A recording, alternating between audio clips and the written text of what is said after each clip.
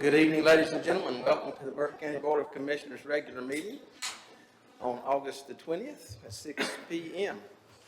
I'd like to remind you to silence your mobile devices at this time. If you have phones, pagers, whatever, please silence those so they will not interrupt our meeting tonight. I'll remind speakers and ask speakers, if you come to the podium, please be sure the red light comes on and is on when you speak so that we can get a good YouTube recording. Welcome to everyone. Madam Clerk, all commissioners are present tonight, along with manager, county attorney, finance officer, and planning director. With those notations, I would like to invite Pastor Keith Barnett to come and lead us in our invocation, and then we'll remain standing for our Pledge of Allegiance tonight. That will be led by our county attorney, Mr. J.R. Simpson. Let's stand as Pastor Barnett leads us in prayer.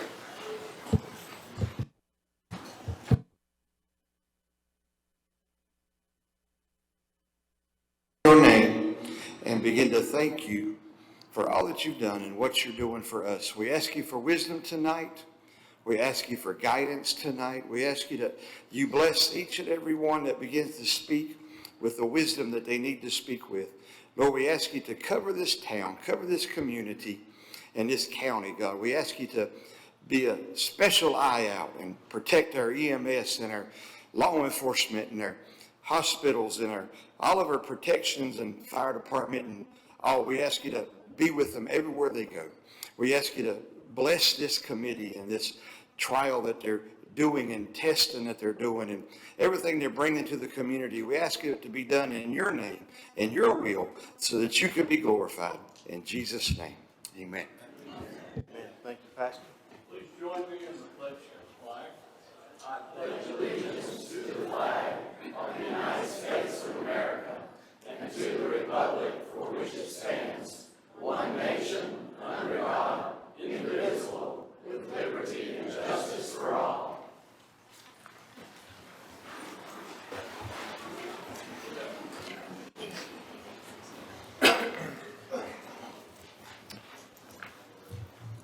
All right, gentlemen, that brings us to item number 4 of our agenda tonight, approval of the agenda. You've had the agenda in your possession for some time. I'll entertain a motion. Mr. Chairman, I'll make a motion we approve the agenda. Thank you, Mr. Smith. All those in favor signify by the uplifted hand. It's 5-0, Madam Clerk. We have no minutes to approve tonight, so that'll bring us on to presentations, and we have 2 presentations tonight. And just before I begin the presentations, I want to recognize our incoming EMS director, Mr. James Robinson. James, wave at us. James is in the back.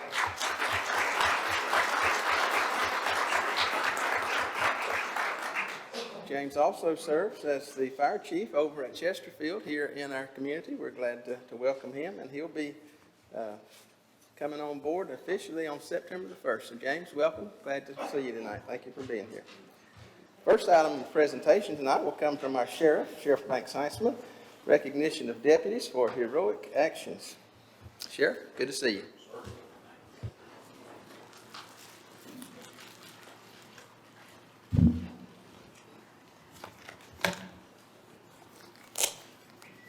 Commissioners, thank you for allowing me to be here this evening. It's an honor. On June 12th, 2024, the Burke County Sheriff's Office answered 131 calls for service during that 24-hour period, which a lot of people are amazed that we can handle that many calls during a 24-hour shift. And I'm proud of all of my deputies that do a fantastic job. Today, I'm here to tell you about one specific call that really stands out and the actions of our deputies.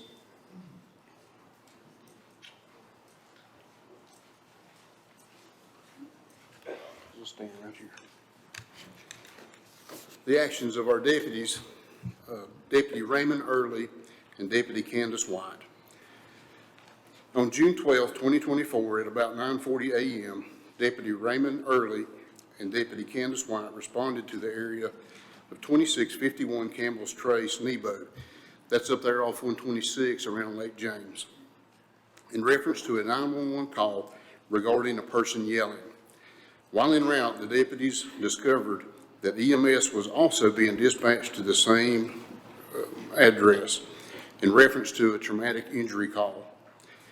There was a male person who had been working with a piece of drilling machinery, and while he was working with that machinery, his arm got caught up in that machinery and amputated his arm above the elbow. Deputy Early arrived on the scene and immediately evaluated the injuries and applied a tourniquet, a combat application tourniquet, which is something we have been issuing to our deputies. And so far this year, this will be the second person that we have heard that we have saved their life with these combat tourniquets. The first one was on a motorcycle injury on Owens Mountain Road in the east end of the county. The deputy got there and saw the injuries were as bad as they were. And that night also, the paramedics told me that applying that tourniquet saved that man's life. And the same thing here. Quickly evaluated that scene and applied the tourniquet to control the bleeding. At about 4:37 p.m., Lieutenant Branch, which he's here in the audience, that's his supervisor, received a call from Major Hudson of Burke County EMS stating, "Tell Early and White that they knocked it out of the park." They saved the guy's life. A huge thank you. Major Hudson also sent an email with appreciation of their assistance, mentioning Deputy Early's immediate application of the tourniquet most likely saved the person's life. If you can just imagine what that scene looked like and to quickly evaluate that and make the right decision on how to treat that is pretty impressive. A Longtown Fire Department first responder was also on the scene and expressed his admiration for the two deputies' compassion while on the scene. He said that they held the patient's hand while the person was being treated to try to keep him calm during that situation. If you can imagine what that man was going through. So I'm proud of my deputies that they cared that much to try to help this man during this time. So I joined Lieutenant Tim Branch in presenting these letters of accommodations to Deputy Raymond Early and Deputy Candace White for their actions and positive impact they are making in our county. Both deputies serve the citizens of Burke County and the Burke County Sheriff's Office with professionalism, integrity, and compassion. So I'll present those two letters of accommodations here. Thank you, Candace. Thank you, Raymond.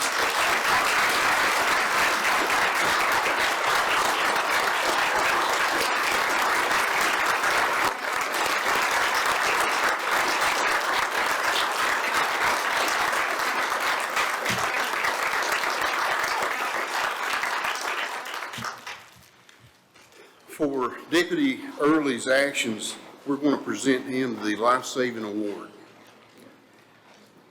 The Burke County Sheriff's Office awards Deputy Raymond Early the Life Saving Award. Raymond, for your fast thinking and swift professional actions on June 12, 2024, you were instrumental in saving a human's life. Thank you for your dedicated service to the citizens of Burke County and the Burke County Sheriff's Office. I appreciate you, Raymond, for the work that you're doing.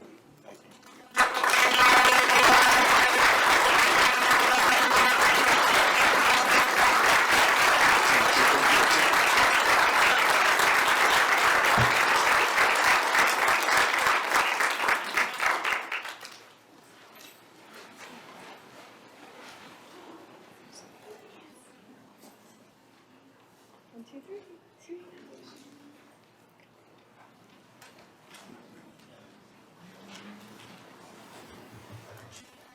Deputy Early and Deputy White, on behalf of this board and the citizens of the county, certainly want to thank you for your service. Thank you for caring for our citizens the way you did and for your heroic actions on that day.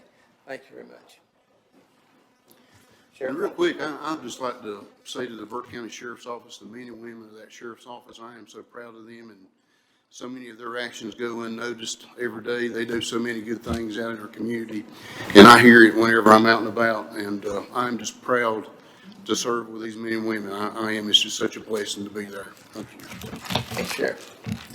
Let's give these guys another round.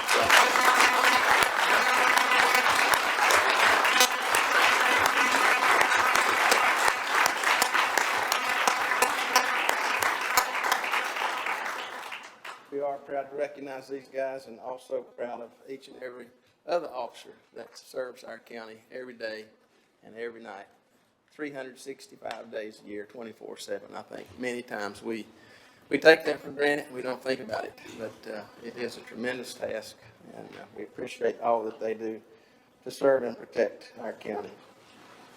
This brings us to item number 2 of presentations. This will be a recognition of Brent Meredith on completing the CGCIO course, and this will be presented by our IT Director, Scott Blackton.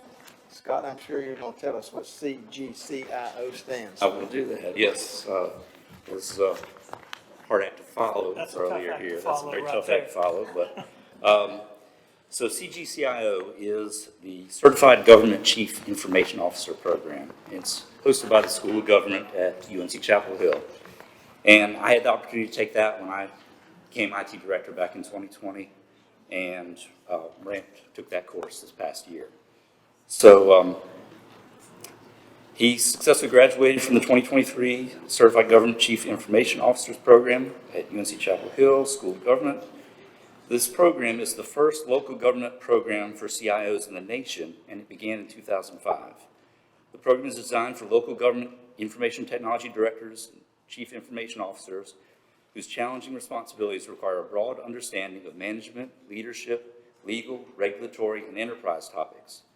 The course is approximately 240 hours in length over a 10-month period, and instruction covers strategic technology planning, communication, emerging technology trends, risk assessment, management, acquisition management, change management, leadership, cybersecurity, and legal issues related to technology. The program's director, Dr. Shannon Tufts, has been recognized by Government Technology Magazine as one of the 2010 top 25 doers, dreamers, and drivers for the creation and the expansion of this nationally acclaimed program. The program seeks to elevate the position of the dedicated and talented group of public sector technology leaders who work tirelessly to serve the public good through strategic investments in technology.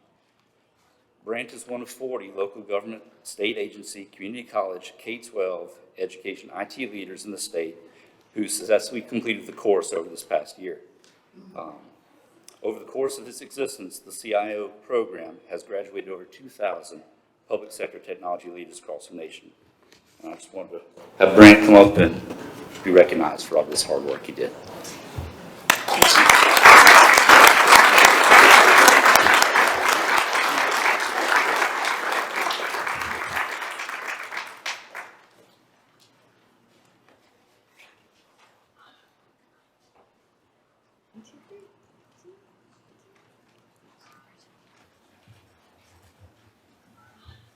Brent, again, on behalf of the board, congratulate you on your accomplishments. And let me say also, I think everybody in this room would agree, information technology is important to each and every one of us. It's a critical function to our county. I'll pose the question this way. Anybody in this room not been in some fashion or another sometime ever had a cyber issue on your personal stuff? That's probably a lot of us. Maybe most of us don't want to raise our hand because we punched the wrong button. But again, this is an important function of our county. A lot of important work goes on in the information technology area. Again, we thank them as well for the work that they do for us. This brings us to item number 7, scheduled public hearings. We have a number of public hearings tonight. So we're going to begin with item number 1. This comes from Community Development, Zoning Map Amendment ZMA 2024-05 and public hearing. This will be presented by Alan Glines, our planning director. Good evening, Alan. Good evening. Thank you. Commissioners, members of the public. Tonight, we have a rezoning request from Lee Gregg. I'm not sure if Lee's in the room tonight, but he might be here. His property at 1955 Jamestown Road in Morganton is located in the Silver Creek Township area. Excuse me. He'd like to rezone 7 acres of a larger tract. It's about a 48-acre tract. He'd like to rezone about 7 acres from industrial to residential 3. That's a survey of that portion of the land he'd like to switch out. The area is undeveloped at this time. It's been rezoned. It's been zoned industrial for quite a number of years, but some of that use is not well located to be served for industrial purposes. So a little further off the interstate, it's a little more of a challenge there. So he's trying to figure out what to do with that property. I believe he's owned it for quite some time, though. Let's see here. The future land use map identifies this area for industrial purposes. It does tend to track with the current zoning of that area. And there are some other zoning, other industrial zone properties along with other residential uses in that area. So we kind of consider that to be a mixed use area that has been utilized over time for different purposes, commercial and other things up that way. And the current zoning map also shows that area for industrial, of course. The current land use plan for Burke County is the Blueprint Burke Strategic Plan, and Section 9 relates to economic development. The goal of Burke County is to support positive economic climate that encourages businesses to prosper, provides citizens with good-paying full-time jobs, and supports entrepreneurship. For that purpose, it's in that industrial category. But what we are aware of is that industry also requires residential housing, places for additional residential development. And so the opportunity to move this to R3 would allow some opportunities for duplexes and other uses that Mr. Gregg might want to place on that property. So that is the nature of the request. We don't have any kind of site plan in hand at this time, but he feels that with 7 acres, he can provide some other benefit to Burke County through a rezoning change. The planning board met on June 27th, 2024 to hear the rezoning request. A neighbor did come by to say they supported the change to residential, and after that, the board voted 6-0 to recommend approval. And I'm happy to answer any questions for you. I've got a few photos of the area, I think there. Let's see, that moved. Oh, not quite. Well, it's being wooded, it's going to be hard to see anything except trees there. So I can answer any questions for you if you like. All right, thank you, Alan. Gentlemen, before I open the public hearing, any questions for Alan on this matter? Seeing none, at this time I'll open the public hearing and ask if there's anyone here tonight to speak to this matter. Seeing here none, I'll close the public hearing at this time. Now, gentlemen, I'll entertain a motion.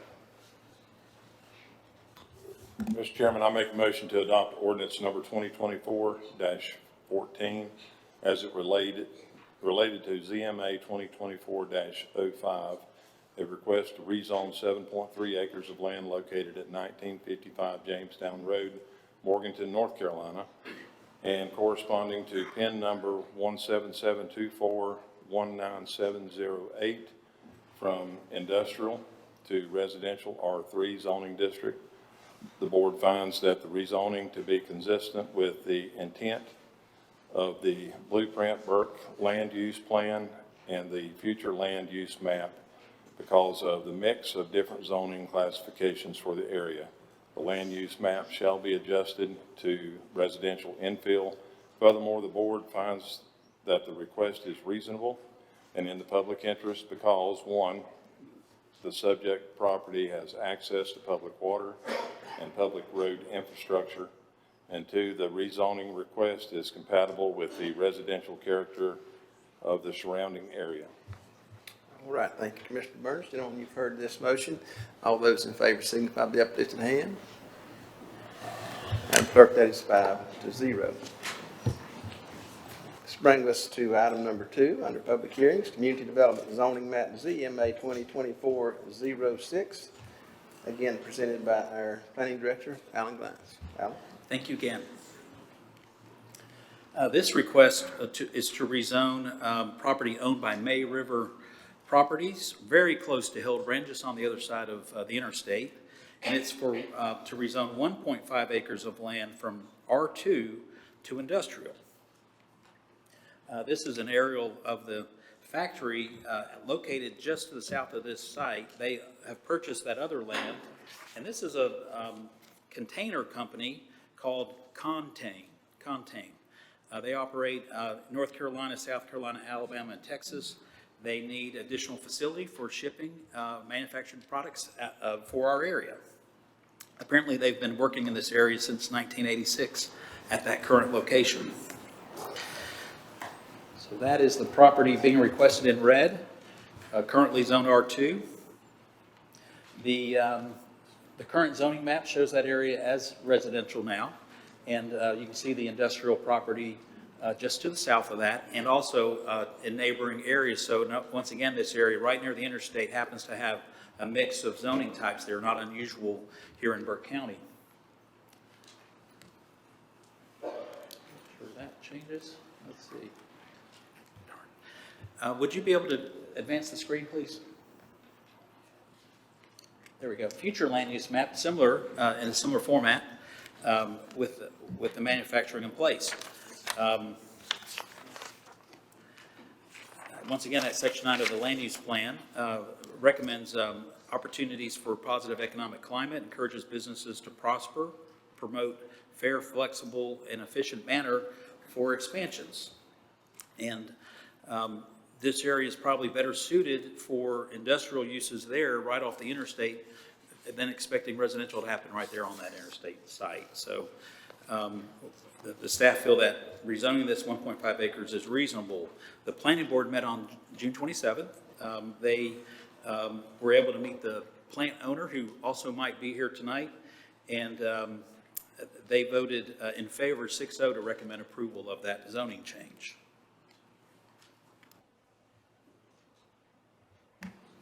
I can answer any questions for you if you have any. Thank you. All right, thank you, Alan. Gentlemen, before I open the public hearing, any questions for Alan on this item? Hearing none. I have one question. The pie shake that's in the corner there, who owns that? It is a separate owner in the front there. It's a different company, Oh, and it's a different owner. Yeah, Okay. yeah. Sometimes we try to do a little zoning cleanup and grab those properties that might be ill-zoned, but that was a different owner on that one. Thank you. Other questions? All right, hearing none, this time I'll open the public hearing. Is there anyone here to speak to this item tonight? Seeing, hearing no one, I'll close the public hearing at this time and entertain a motion on this item. Mr. Chairman, I make a motion to adopt ordinance 2024-15 as it relates to ZMA 2024-06.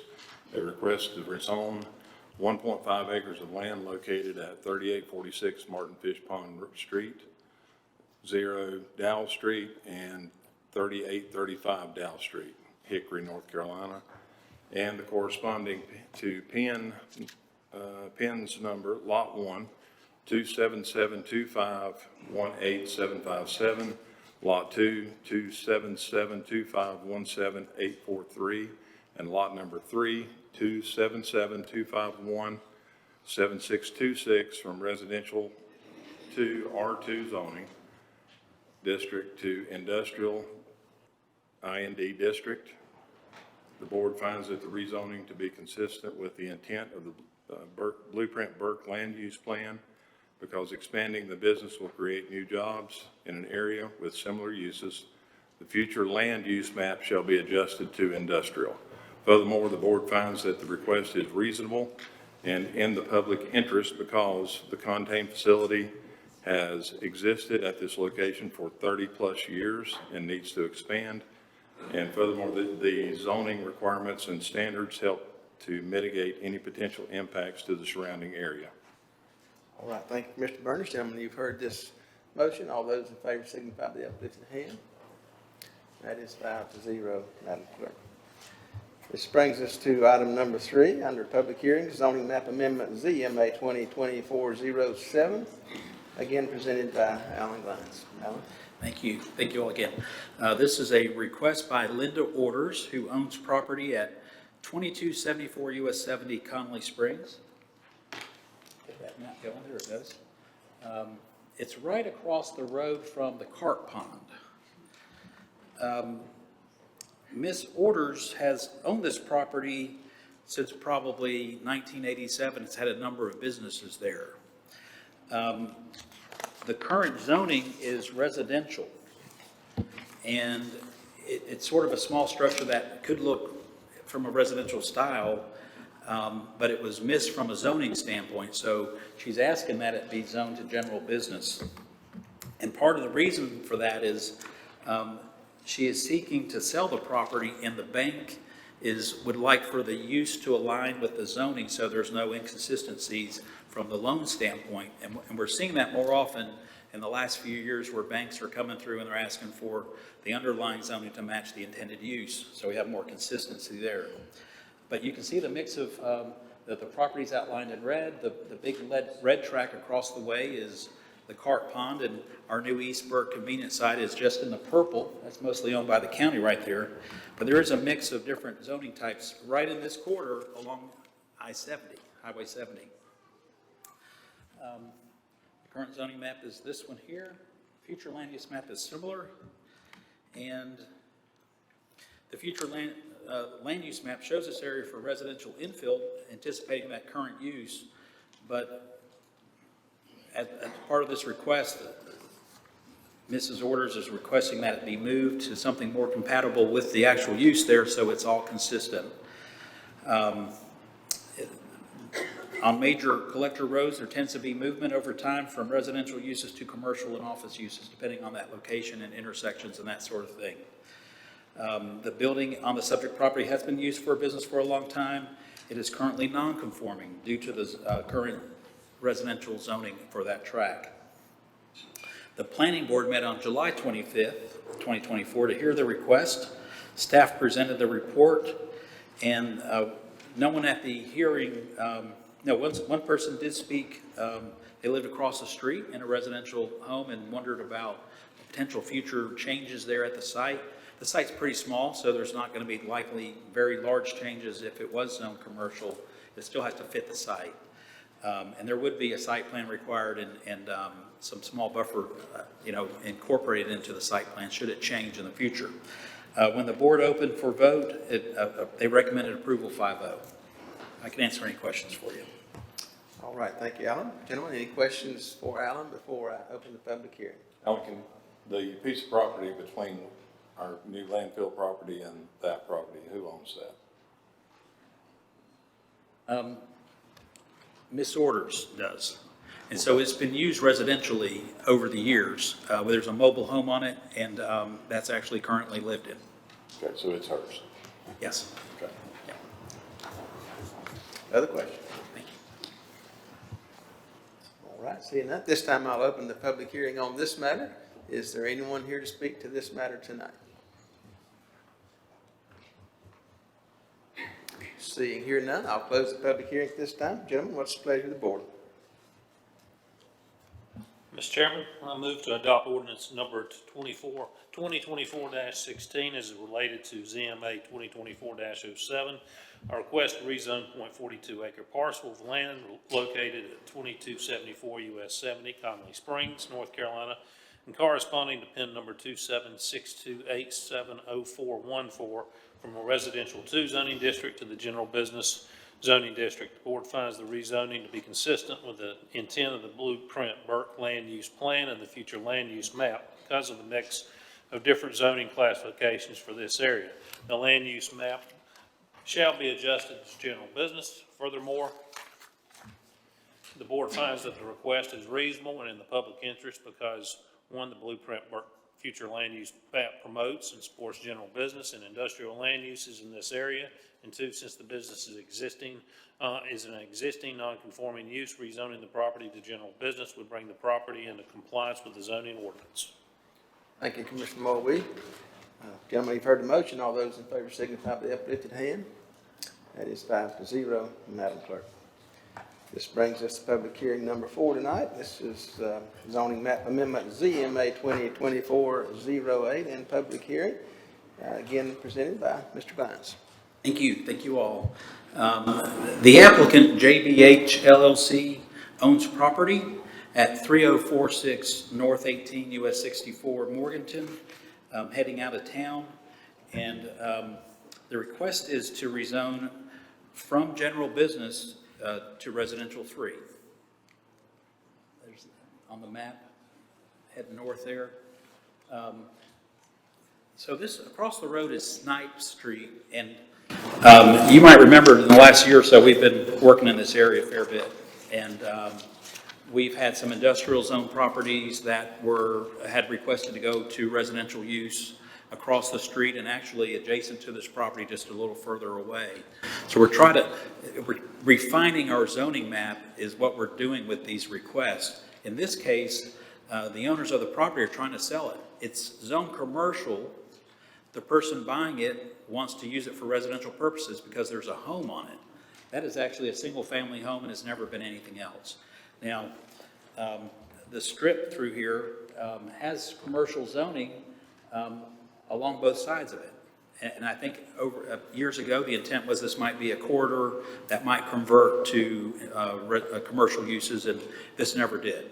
So the new buyer would like for it to match up to the use, and so their bank is requesting that they make the swap to residential zone.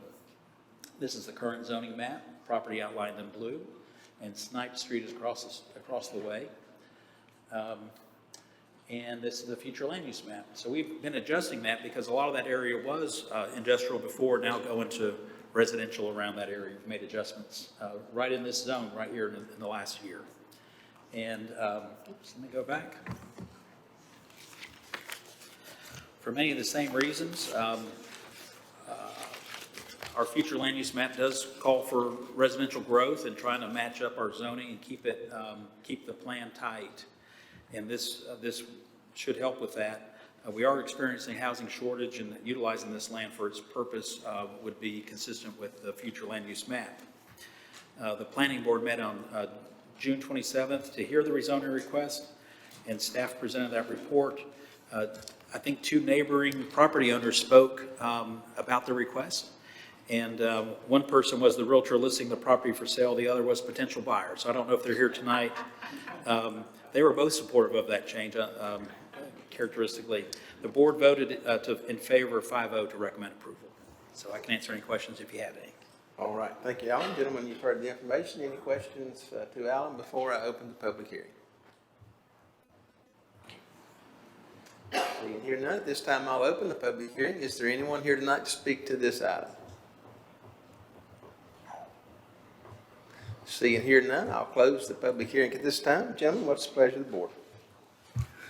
Mr. Chairman, I make a motion to adopt ordinance number 2024-17 as it relates to ZMA 2024-08, a request to rezone 0.86 acres of land located at 3046 NC 18 and US 64, Morganton, North Carolina, and corresponding to PIN number 2716872387 from the general business zoning district to the residential R3 zoning district.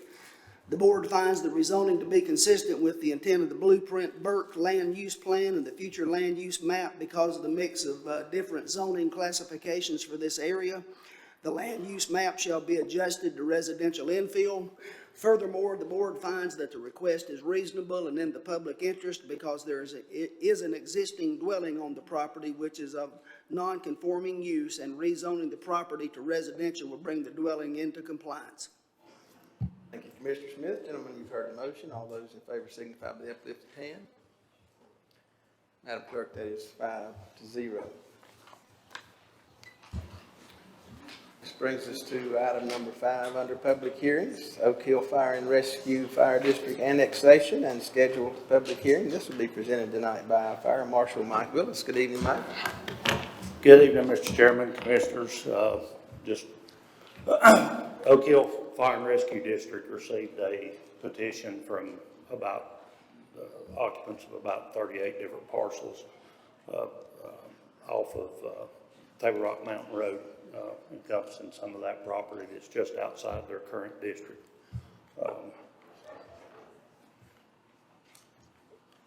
As a county, that falls under our Focus Area 3 to help expand our public safety and increase our capacities there. Correction, 39 parcels. So out of those 39, 26 signed the petition to be included, and the Oak Hill Board of Directors accepted that petition and voted unanimously to accept it on August the 6th. final approval for this is presented to you tonight for consideration. This is a statute, North Carolina General Statute, that identifies adding or removing parcels from a fire district. That's 6925.11. I don't think you want me to read all that to you. It's pretty cut and dried as to how it, what it says. The proposed area that they're looking at, that you have in front of you, the red indicates their current boundary, and what they're wanting to include is this in gold. So, and those residents, like I say, have petitioned and have brought this forth to them, and their boards accepted it. Oak Hill just finished their third station, and they're progressing well. Their rating is above most in the county, so we're proud of what they've done and look forward for them to continue to grow. This is a copy of their approval on August the 6th, and we're bringing this before you tonight for your consideration. Any questions? All right. Chief Winters is here if you've got specifics about the Oak Hill portion of it. All right, thank you, Mike. Appreciate that presentation. Appreciate Chief Winters being with us tonight and all the work Oak Hill's doing. Gentlemen, any questions for the chief or for Mike before I open the public hearing? All right, seeing here none, at this time I'll open the public hearing. Do we have anyone here to speak tonight on this matter? Seeing here none, I'll close the public hearing. Gentlemen, what's the pleasure of the board? Mr. Chairman, I make a motion to approve the annexation of the said territory into the Oak Hill Fire District as requested by a 2/3 majority of the property owners and unanimous approval by the Board of Directors for Oak Hill Fire and Rescue Protection Association Incorporated pursuant to NCGS 69-25.11, in parentheses 1. All right, thank you, Commissioner Smith. Gentlemen, you've heard the motion. What's all those in favor? That is 5-0, Madam Clerk. This brings us to public hearing number 6, resolution concerning transition of administrative boards to advisory boards and scheduled public hearing. This will be presented tonight by our county manager, Mr. Brian Eppley. Evening, Mr. Manager. Mr. Chairman, thank you. Members of the board. Have a short presentation tonight to, I think, help work through an item that the Board of Commissioners have been working on for some time. So bear with me as I work through it. I'll start by informing, as all of you know, back in June, I met with both our public health director and our social services director to discuss a variety of operational updates. That meeting was a tick over 3 hours. We discussed a variety of options, including the implementation of the county's first ever pain classification study, and we'll talk about that just in a bit. We also talked about a building development program. As you all know, the building that our team has to work in over at the HRC on Parker Road is in disrepair and is in need of replacement, so I wanted to provide an update on that building as well. And then lastly, which is the item for consideration tonight, is the concept of a governance change to shift both boards, to maintain both boards, but that would shift them to an advisory nature. As you all know, since I've arrived a little over a year ago, at least from a professional staff perspective, inherited an organization that was in a little bit of discourse, some stagnation. We had about 33% turnover. The budget process was not tied to a Board of Commissioners strategic plan. Our capital improvement program wasn't tied to allocated resources. We lacked some vision, again, on the professional side, and we drafted worked through this 3-phase complex change model that we've been referring to systematically as React, Rebuild, Rethink. React was about stabilizing.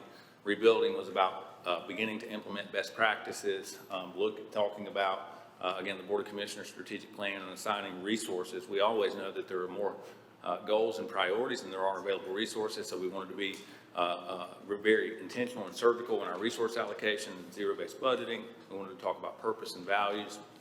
And now we've transitioned into this rethink phase of the plan, which is really all about continuous improvement. That's challenging traditional norms and asking ourselves, are there ways that we can increase efficiency, increase effectiveness, trying to magnify our impact for our purpose.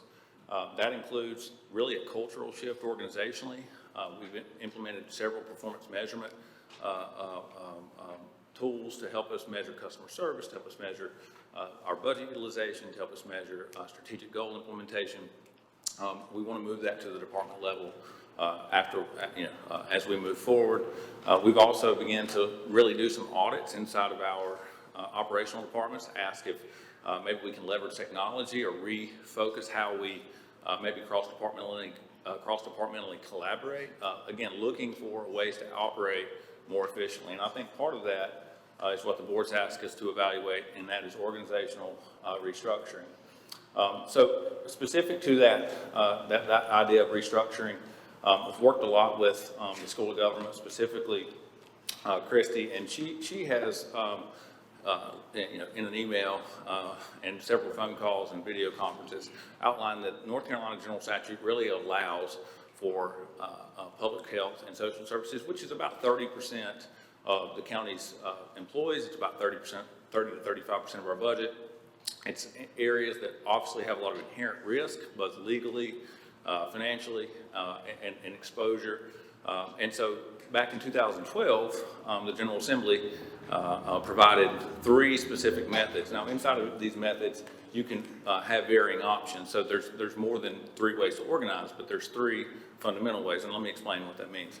Option A, which is what I'll talk more about this evening, really maintains 2 separate boards and transitions those boards, both on the social services and the public health side, to advisory. And the Board of Commissioners become the administrative functions for those areas. Items B and C, as you can see, both require full consolidation, and that was the major shift in 2012. So the idea of consolidation actually dissolves the boards, and it gives the Board of Commissioners the opportunity to either appoint one shared board or to serve as that board themselves, as long as they have the required public health membership and composition. So again, under those, both B and C, the reporting relationship for both directors goes to the county manager, and also, as you can see, in most counties across North Carolina, which this model has either B or C have been adopted, there's typically an assistant county manager that's the Health and Human Services Director, but again, reports to the county manager, to the Board of Commissioners. What we've began to explore and want to, asking the board to consider this evening, on the spectrum, we're this traditional model, and I apologize that that's cut off, that's supposed to say traditional. We are here today on the total opposite end of the spectrum is complete consolidation. So that would be options B and C in Kristen's detail. What is being considered tonight is option A, which is transition to advisory board. And I point out that that is a step towards. There's no intention to be fully consolidated in Burke County. My understanding is that's what the board had been exploring all the way back in 2012. This option is a step towards consolidation, but there is no intent to be fully consolidated, because under this model, you do maintain completely autonomous separate boards, one for social services, one for public health. The public health board still has to follow the composition of North Carolina General Statute 138 with physician, pharmacy, and an engineer, and all of those required positions. Something else that was important is under option A, this transition to advisory board, there's absolutely no impact on our employees. So the employees that work in those departments enjoy privileges under the Office of State Human Resources, and a full consolidation model, they lose those rights. It's grievances, it's those type things. That goes to a commission in Raleigh and gives them some, again, privileges that other county employees don't necessarily experience. And under option A, they maintain that. So there's 2 separate boards with the same composition they have today and the same expertise. Both directors maintain their full statutory authority and responsibility and scope, and there's absolutely 0 impact on employees in either department. That's why we felt like that may be the option to review and ask the board to consider. And I'll point out that traditional model that we are operating under today has been in effect since really the origination of county government. So I think the statutes, and we'll talk about it just in a minute, both of those are more than 100 years old. Doesn't mean that that's the way we've been operating, but since the organizational fruition of here in Burke County, that's the way that we've operated. In North Carolina, since 2012, when the law changed, 42 counties have moved away from the traditional model. Again, traditional being Administrative Board of Health, Administrative Social Services Board. So those 42 counties could have moved to any of option A, B, or C. Of the 42 who have moved away from the traditional model, 18 of those counties, roughly 43%, have had something similar where it's both social services and, again, the county commissioners acting as the Board of Health and appointing an advisory board. A little bit about the history of social services. Again, this statute was first adopted. It's governed by North Carolina General Statute 108A, and it was originally adopted in 1917. I would point out the model that all 100 counties use now. So every county in North Carolina follows the council manager form of government, which means that department heads report to the Board of Commissioners through the county manager's office. And that law wasn't created until 1927. So by default, unless you make this action, you fall under this more traditional model. So of the responsibilities that are statutory in 108A right now, the Social Services Board really has two compartments of responsibilities. On the administrative side, it includes selecting and appointing, and there's emphasis on the day-to-day supervision of the director, but I would summarize the administrative responsibilities as largely director supervision.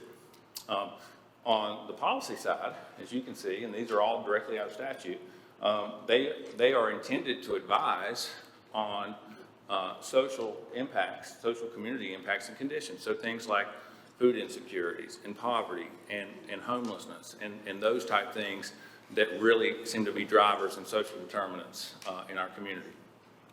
Similarly, the Board of Health is created and governed by this 138 statute, which is a much more extensive statute than 108, and I think it's very well written. But it was adopted in 1901. It too was before the council manager form of government. And one thing that I just think is interesting, the rulemaking authority that was given to the Board of Health in this statute has, in recent history, largely been unnecessary because it was created before 1970, which was the creation of the EPA, so the federal regulatory agency. About no clicker, and North Carolina Department of Environmental Quality, which was 1977. There we go. So again, for a local board to have rulemaking authority, it has to be something more stringent than federal or state law, and that doesn't happen as often as it used to prior to the creation of these agencies. So use COVID, for example, really a once in a lifetime, once in a generation terrible situation that we all went through, and all of the quarantine orders and all of the stay-at-home orders and all of the essential workforce orders, all of those were executed through executive orders in the governor's office, through the North Carolina State Department of Health and Human Services, and at the time, Secretary Cohen. So again, I think that leads to the critical importance of advisement based on science and expertise, but that rulemaking authority isn't as used as often as it used to be. Again, similar to social services, their role is broken down really in two compartments. One is largely director supervision, and the other is policy advisement on community impacts of health. So this could be teen smoking or obesity or chronic disease management or diabetic rate. It could be a variety of things, using their talents and their skill sets and their training to help advise on policy development that may benefit the community. So when I look at what the Board of County Commissioners are responsible for here on the left, statutorily, the Board of County Commissioners are responsible for all county personnel.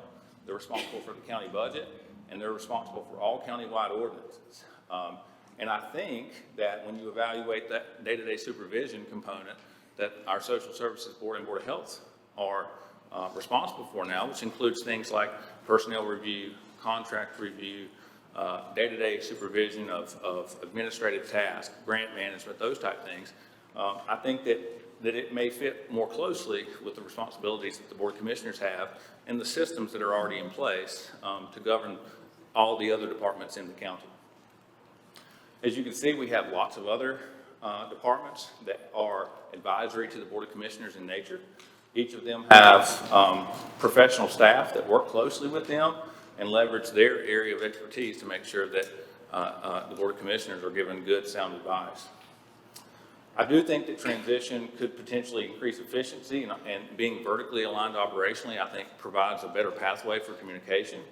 I do think it moves us in a more prominent position for substantial equivalency, which you all know we've been working on for some time, and that is to make sure that both health and DSS employees, which are quasi, right? They're county employees, they get county benefits, they work in county buildings, they get paid by the county, but they also have heavy state functions, and they fall under the concept of the Office of State and Human Resources and their personnel policy. So substantial equivalency, I think, really gives us some more, more local input into position titles and positions, how they're graded and how they're paid. So I think that's a big deal. And then again, the idea that these departments have administratively evolved over time, that this may be something that the board wants to consider now.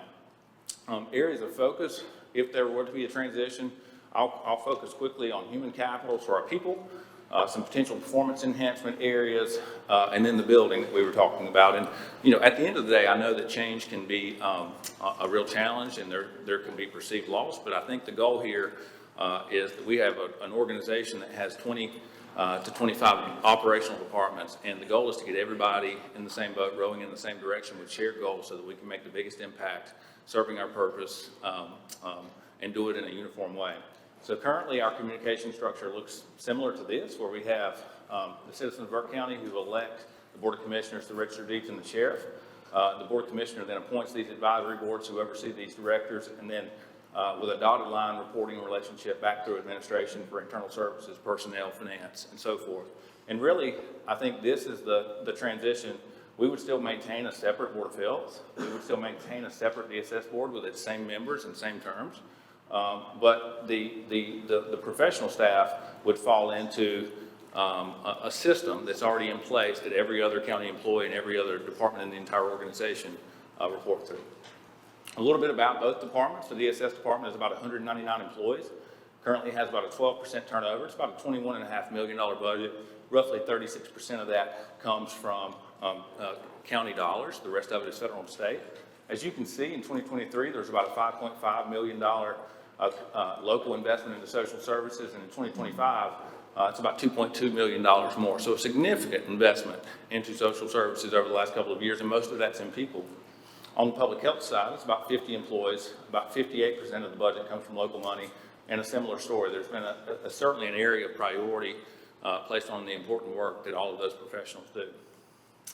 So quickly on the pay and class study, I talked about that earlier. As you're all aware, that's the first comprehensive pay and classification study in the history of Burke County.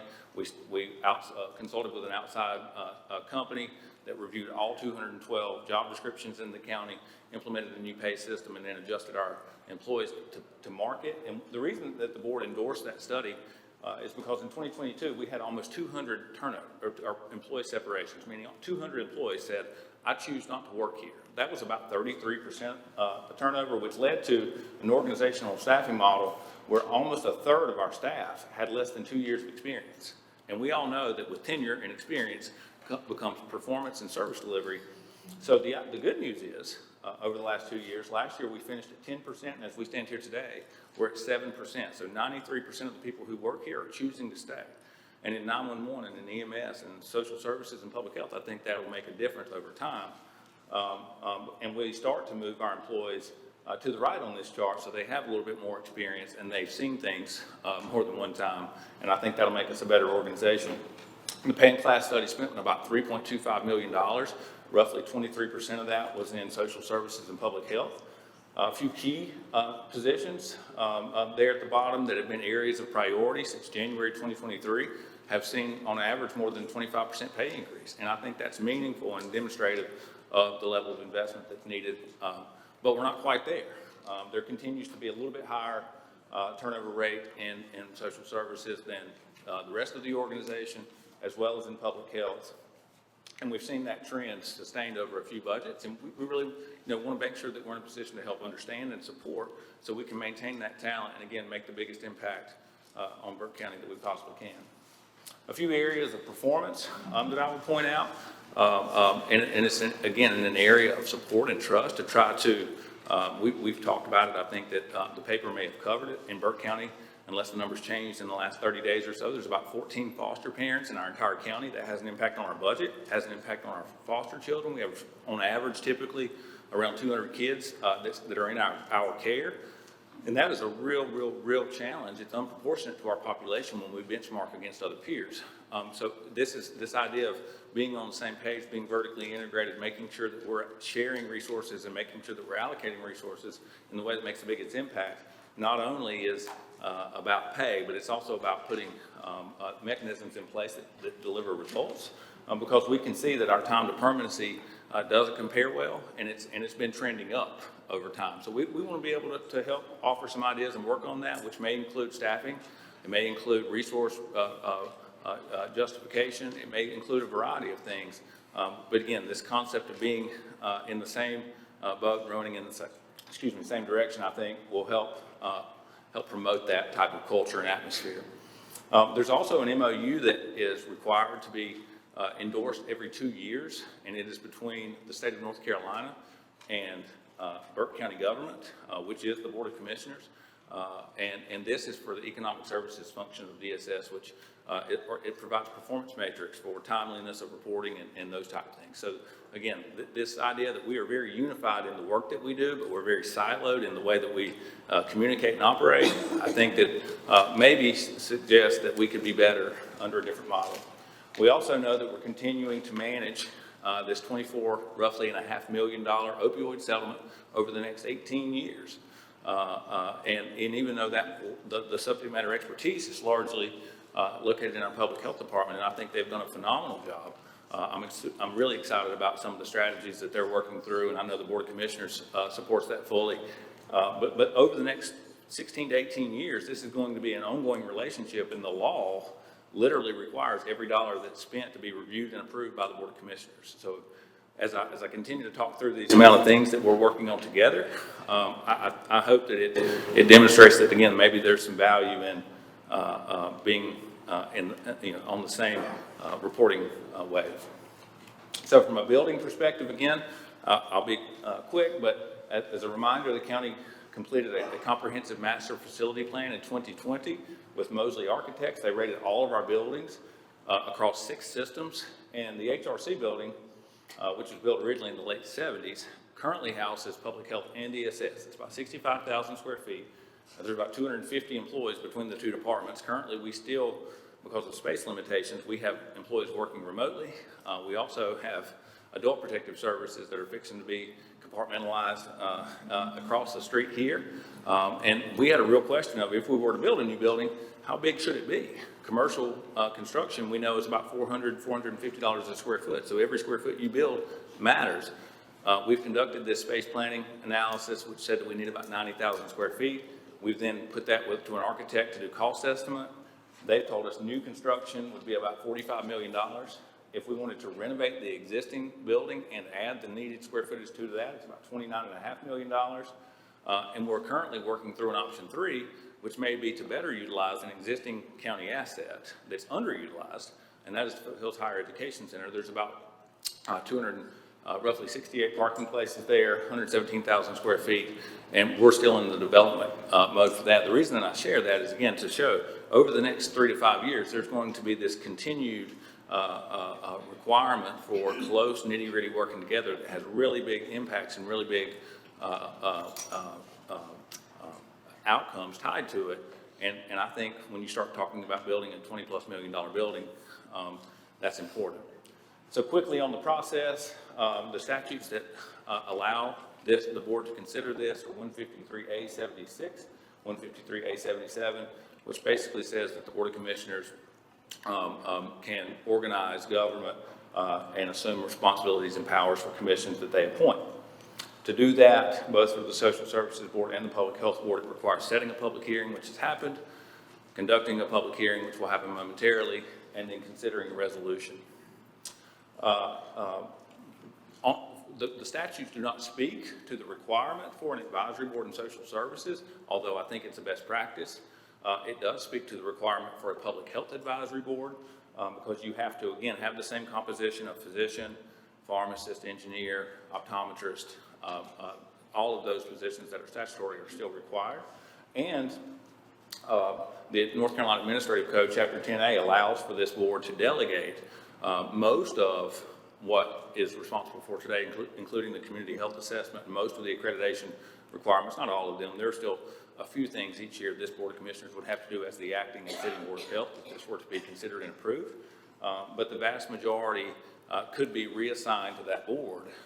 And really, at the end of the day, I think what you are left with in practice, as a matter of day-to-day practice, is supervision for the department heads falls to the Board of Commissioners through the county manager's office, like every other department, and we end up with two independent boards that still maintain their autonomy and their expertise, and they're able to advise the Board of Commissioners as you wish.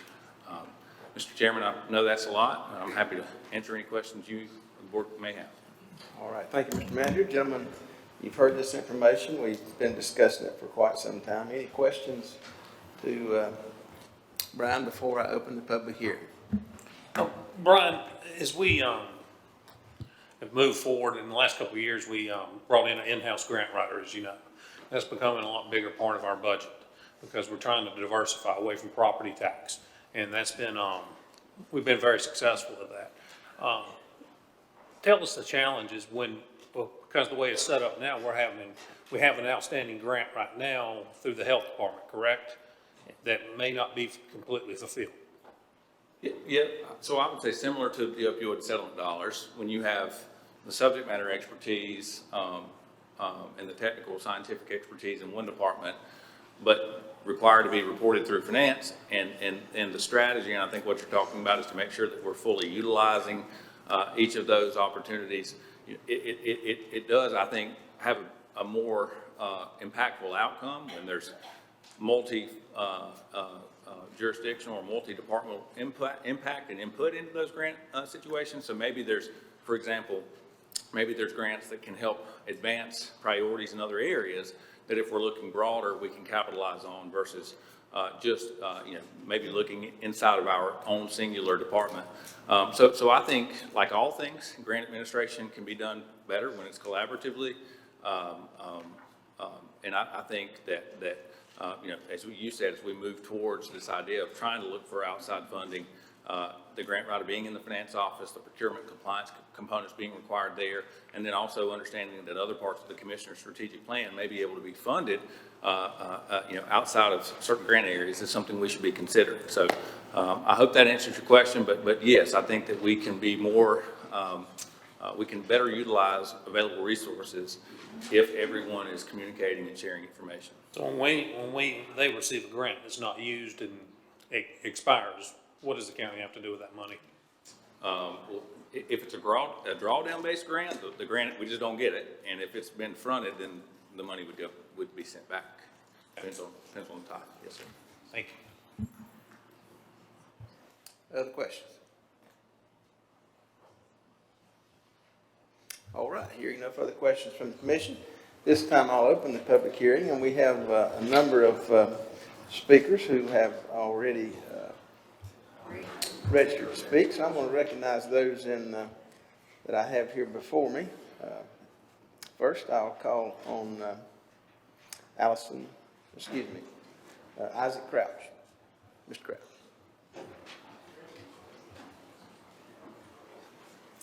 Thank you very much, Commissioners. Thank you, everybody, for coming. Excuse me. So, yeah, I guess I want to start by mentioning not too long ago the time that, well, it was in early 2023, the time our Board of Health did our last strategic planning session. We met all together with the entire board, the department heads. Johnny was there as our commissioner member on the Board of Health. And we had additionally almost the same amount of people within the community, leaders of nonprofits that intersect with the work of the health department. All was there. We spent 3 days in constant conversation and collaboration to come up with our strategic plan, our vision, our goals, based on what's actually happening and what's the people that are on the ground in Burke County dealing with public health issues, not just in our department, but setting those values and our goals for the next 4 to 5 years. And part of what came out of that is, and just in general, the work and the approach that our director, Danny Solis, takes to his job is a number of community partnerships, Burke Wellness Initiative, Adult Treatment Court, Community Caring North Carolina, Burke Substance Abuse Network, Burke County NAACP, Western Piedmont Council of Government, School of Science and Math, UNC Health, Blue Ridge. There's more, but I guess the point I'm trying to make is I think if you look at what we've been doing for the past couple of years, it's very clear that we are very interested in collaboration and communication. And so it's not clear to me, I guess, why, if there are certain issues that are happening that we aren't aware of, why we haven't been consulted in this. I think we have every indication for you to believe that we would listen to these concerns and we would work with Brian, work with y'all to accomplish these goals.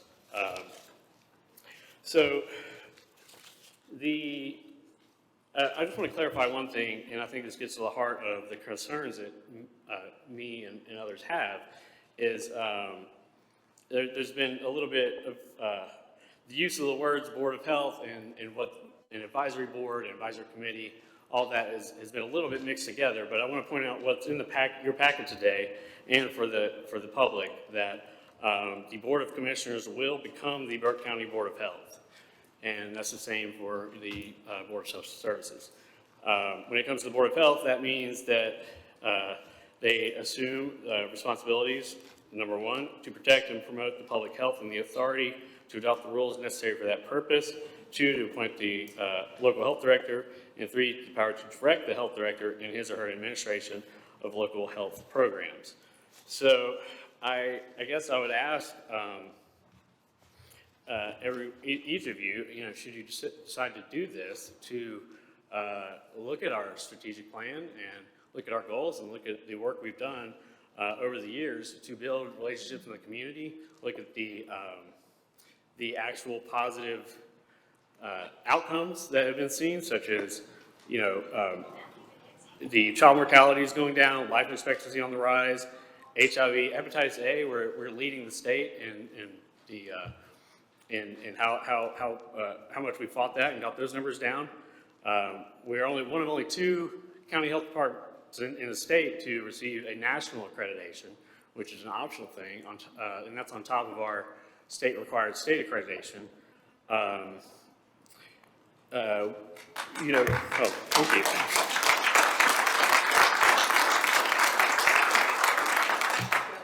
Otherwise, we've become a national leader in, efforts against substance abuse disorder with our various programs that we've initiated. Local governments in North Carolina and nationwide often seek our help on those. Our staff and the department as a whole is often recognized, has been recognized with awards and by the public health community. They're invited to serve on committees, participate in certification programs, provide advice to other health departments, speak at conferences, and submit papers on their work to medical journals. So I guess that's, in general, that is where I think I and the Board of Health is coming from in terms of, requesting a more comprehensive study on this. If you look at, there were 3 options, A, B, C on the board. Well, I guess option 0 would be you can leave things as they are. And in which case, you know, I'll move on. But in general, that leaves out the other, I guess if there's the way things are, which is one model, and then 3 others, there are actually 4 others that are available to you. I'm pulling up this study from the North Carolina Medical Journal that looks at local health departments and the outcomes seen by each organizational structure.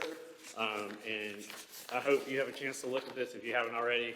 Appendix 1.1 has the list of the 8 different models of health departments that you can do in terms of the health. I'm not as familiar with the social services, but for the county, you know, a separate health department, which is what we have, and appointed board of health, which is what we have. We are one of 48 in the state, so almost half the state has decided to stick with this model. For an individual health department with commissioner boards of health, there are only 4 that have been recognized by the study. So I don't think I can really sum it up any better than has been said by that study as far as the concerns go. You know, it says, taking together our findings on the effects of commissioner-controlled boards of health suggests that with the loss of an appointed board of health, which is what we have now, composed of medical professionals who are strictly concerned with overseeing and guiding the local health department becomes structurally less concerned with and less empowered to respond to public health needs in the community. So there's clear research data available to you showing the potential negative impacts of that. I would hope that, you know, that in your decision, you would consider that data. You would reach out to those counties. You would you know, see what's going on here and investigate what is the best path forward for Burke County.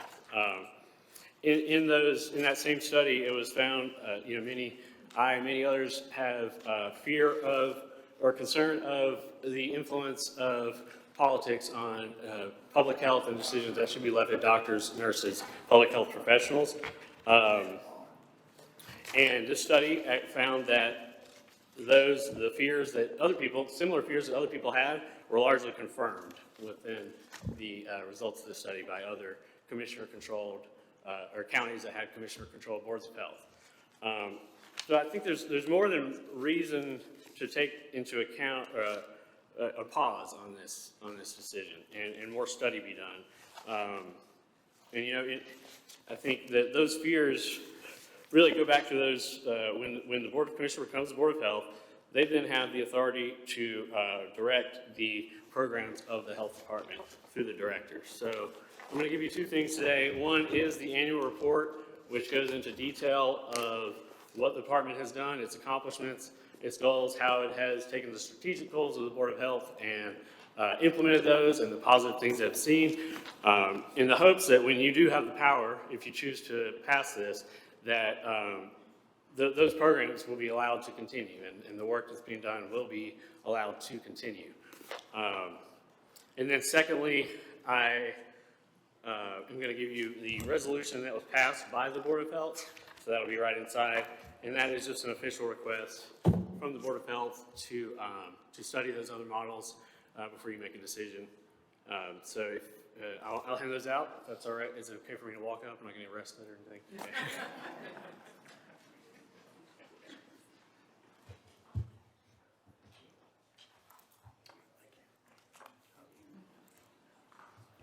All right, thank you, Mr. Crouch. Appreciate your comments tonight. Thank you for your time. Next is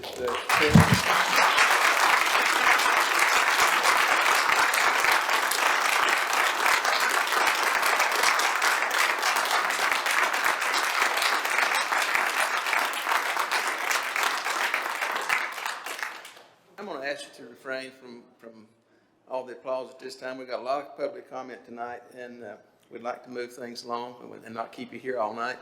So if you will, please refrain from applause between speakers, and I'll call on Sherry McGimpsey. Sherry, if you'll come, please.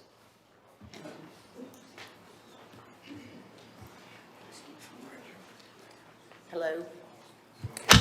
Hi, I know I'm not the sharpest knife in the drawer, but I do have questions. My analytical husband gave me all the regional approach of the public district health models to look at. Eddie also told me that the health department in our state represents a huge chunk of money in every county. Brian, thank you for our conversation yesterday. You also are analytical, and I do, however, disagree with you on some items. Our county has had 12 years to make this change, so why now? The Burke County Health Department is not broken, and I feel it is doing a great work for Burke County. One, the health department has a lot of expertise. 2 doctors, a nurse, a dentist, engineer, a commissioner, and citizen members. 2, we're one of 2 county health departments in North Carolina that has national accreditation. 3, they have won awards and have been recognized nationally. 4, if there is a board of health without a say, politics may get in the way of public health, and Burke County certainly does not need a power struggle when we have so many challenges with health problems. We've been there at our health department and sat patiently to get the services for our beautiful mind. It's worth the wait when you're asking for help. I understand the importance of having a knowledge and active board. Our Brighter House board has provided knowledge and expertise guiding us to be licensed by the state to provide a rehabilitation daily service for people suffering from serious mental illness. Our model is based on an original Fountain House founded in 1948, 76 years of success, and we are following a successful model and will achieve accreditation from CARF, which is federal, and the Clubhouse International. Why invent the wheel? We got in line for a required inspection from the health department before we could open. Maybe it wasn't as fast as we would have liked, but the folks who came on the day scheduled were knowledgeable, and guided us, so our final inspection received the final approval, which also met the state requirements. God bless them all, and I thank them all for that. Danny Scalise was one of the first to come and offer his support to Brighter House and understand the services needed for families like ours. I will always be grateful for his support and encouragement and of providing his guidance. Danny cares and has been meeting the county health needs. He is a valuable asset to Burke County. I certainly trust his knowledge on understanding the operational effectiveness of the Burke County Health Department. And that's a mother's prayer. Thank you. Thank you, Sharon. Call on Rob Nelson at this time.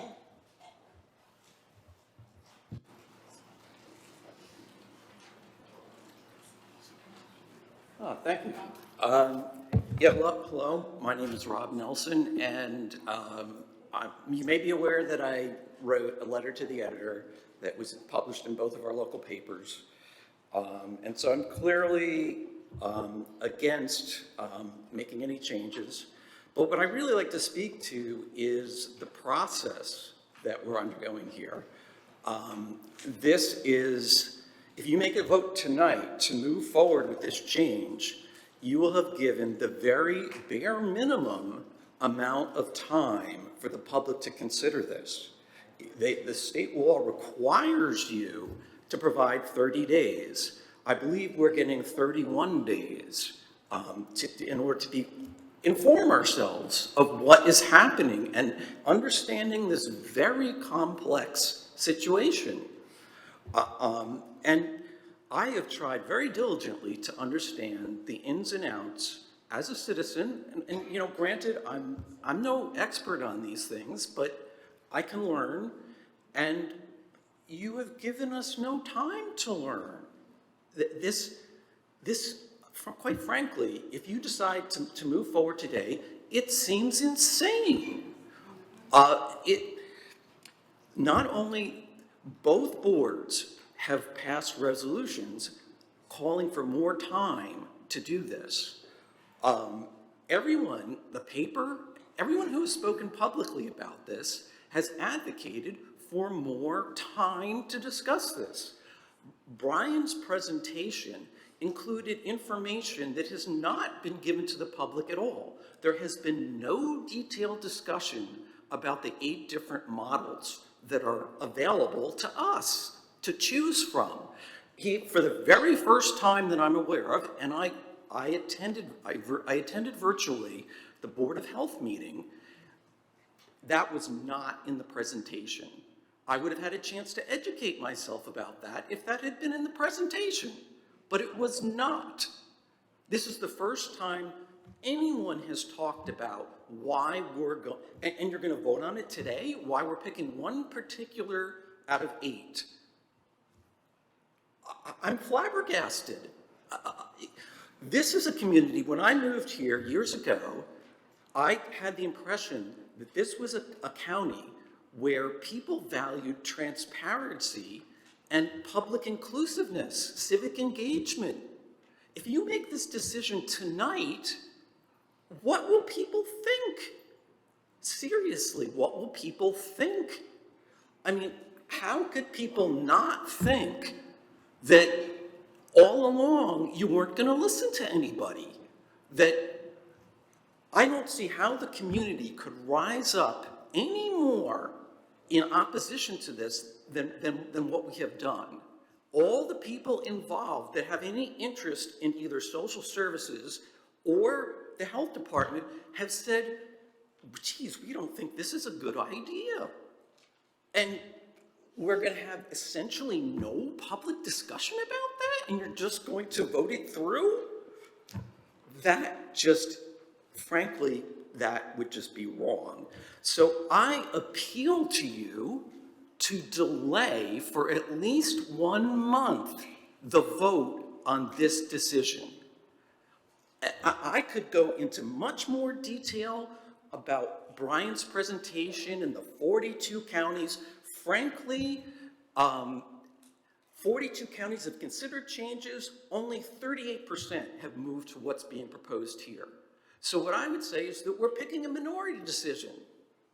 But this isn't, I don't have time to go into all that detail. We need more time. Thank you very much.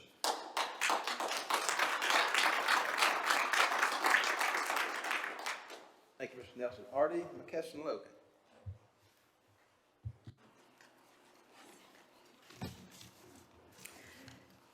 Good evening, gentlemen. I am Artie McKesson Logan of 445 North College Street here in Morganton. I am a retired state employee of 30 years, having worked at Broughton Hospital. Worked as a psychotherapist and evaluator for the Department of Social Services for 3 years and served in a private practice. I am also certified as a conflict resolutionist and serves as a court mediator. I am licensed in these areas that I feel that are important, those such as a psychotherapist and as the clinical social worker, which falls within these human services and the services that are provided. I did graduate from the University of North Carolina at Chapel Hill and did advanced studies. I say this to qualify my concern in areas that I have expertise and compassion for. I think the focus that concerns me is the terminology of advisor versus administration, and why there is a need to change or alter the current model being used. I have always worked under the multi-discipline model and found it to be quite productive and effective. However, the problem surfaced when the legal system had the final say, and I'm speaking of Broughton Hospital. Patients were assessed, evaluated, stabilized, and treatment plans were generated. However, within 7 to 10 days, the recommendations were made. And this was a recommendation whether the patient needed continued inpatient therapy or discharge. Needless to say, that decision was made by a judge who had no awareness of the patient and his behaviors, nor the formal clinical psychiatric training. resulting in a high rate of recidivism, which was not cost-effective and would limit the number of admissions being needing immediate inpatient treatment. In my opinion, professionals should evaluate and make the final decision. I believe the recommended model would give the professionals the task of advising, and the commissioners would be administrators. My understanding is, and I may be wrong, and I would like to be corrected, the bottom line or decision would rest with the commissioners, a responsibility that you are not qualified to assume. Has anyone done an evidence-based study specific to Burke County and taken into consideration the external factors such as demographics? Where is the evidence supporting that this model is going to be more effective than the current model for Burke County? I think we become high risk and liable when we're not qualified to make the final decisions dealing with the necessities to sustain one's well-being. We are dealing with human lives and not this ugly, divisive thing we call politics. As a young student in Chapel Hill, I was given training in MBO, which was called Management by Objective. Commissioners, I ask you to question the question, what is the objective and how does it differ from the current objective? It is not to if it is not to improve and protect the lives of our consumers, then any other answer is the wrong answer. I think I'm qualified to speak on Burke County issues. As the record will show, I've served on over 30 boards, committees, commissions, and foundations over the past 40 years. I'm asking you to delay a ruling on changing the current model until a thorough feasibility study has been submitted by professional providers. And I ask that you please save a seat for me at that table. Thank you for all you do for this county. Thank you, Ms. Logan. Allison Calloway.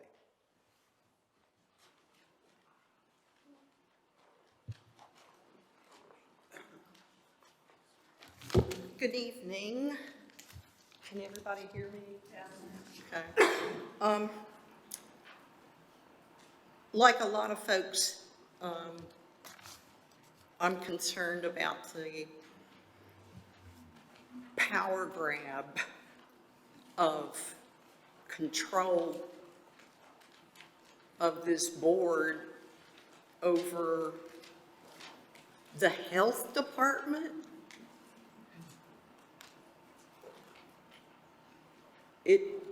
It doesn't sound like it needs fixing or micromanaging, and the idea of being united as a department, as a community, as all employees within the government of the county.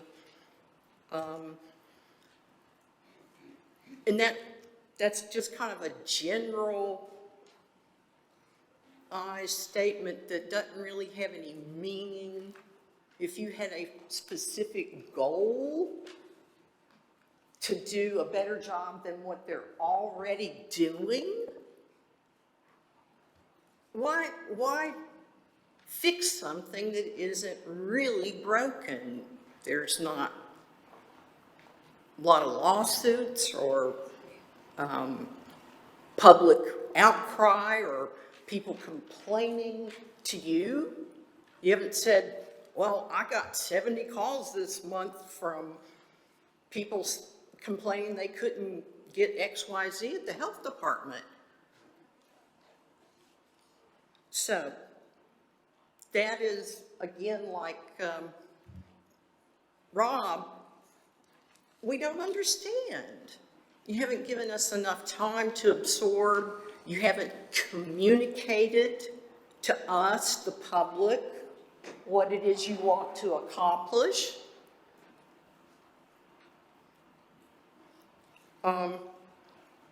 in reading all the information about the county and your mission statement that you as a board put forth was, keeping a balanced budget, and you all are doing a great job of that, it seems to me. We've got a credit score of like, what is it, A, big A, little a, and,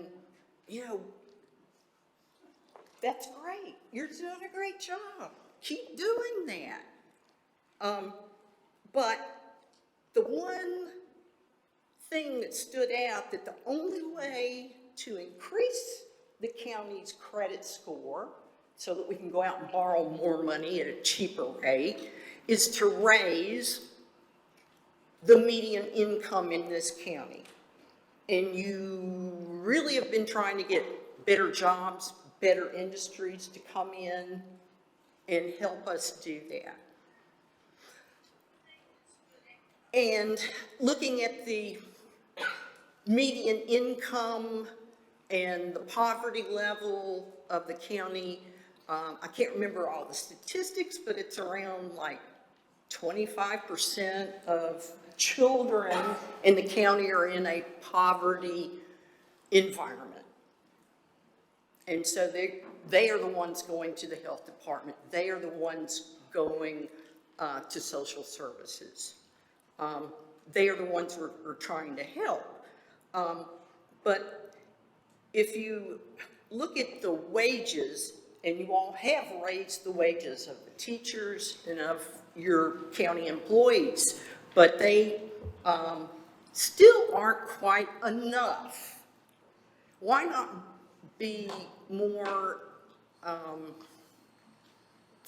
helpful to the employees that are already working? You have something like 2,000 employees if you count teachers, the school system, with the things that you already have control over with the money, with your checkbook.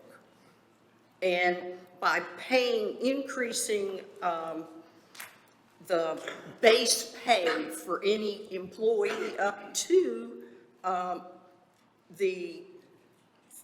least what the federal government says, a single person needs to earn $37,000+ a year. And I know there are a lot of jobs in this county that don't pay that. But the employees that you affect, that you have control over, are the guy that's working for you all. The people that clean this room, the people that mow and keep all the buildings painted and presentable.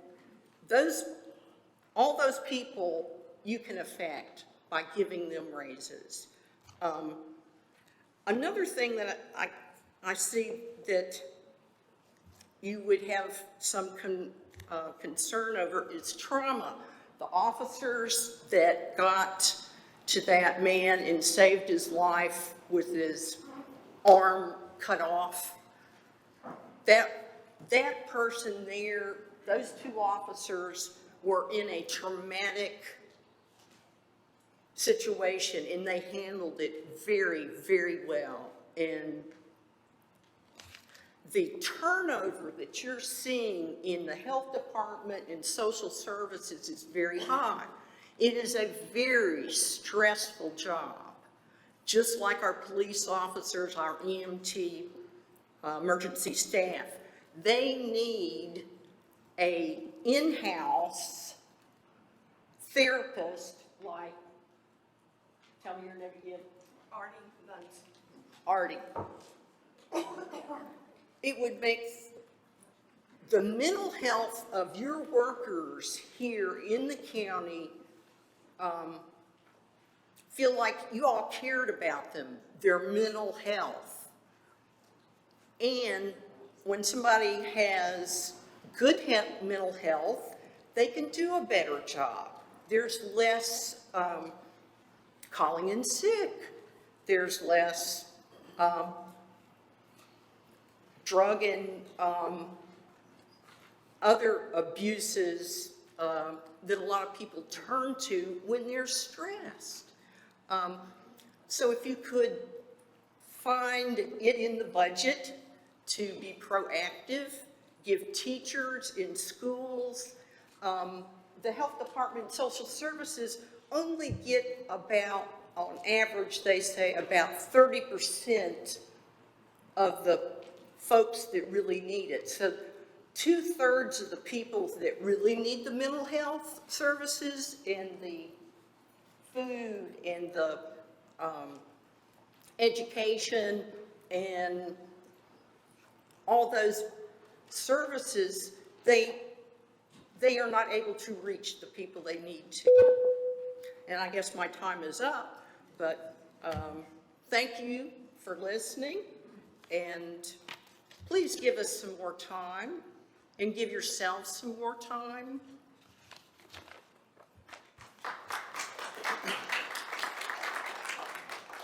Thank you, Mr. Callaway. Dr. Frank. Thank you, Commissioners. I'm Dr. Anthony Frank, and speaking to you tonight as the physician-appointed member and vice chair of the current Board of Health. Respectfully, I've served as a volunteer member and vice chair on the Board of Health for over 5 years through 2 public health directors and a pandemic. We have commissioner representation on the Board of Health, and no indications were given during my time on the board that concerns existed for the job being done by the current board. There has been much discussion around this topic.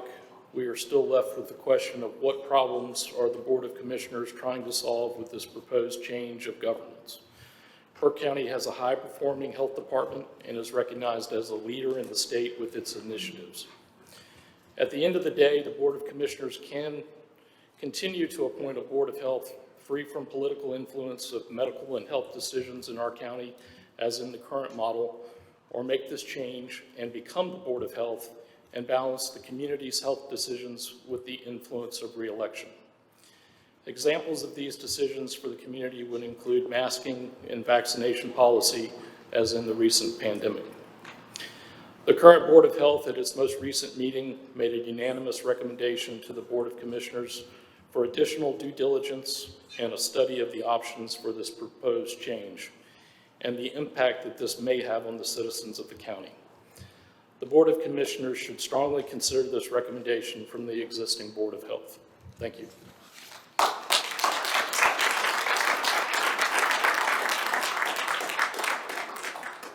Thank you, Dr. Frank. Paul Carson.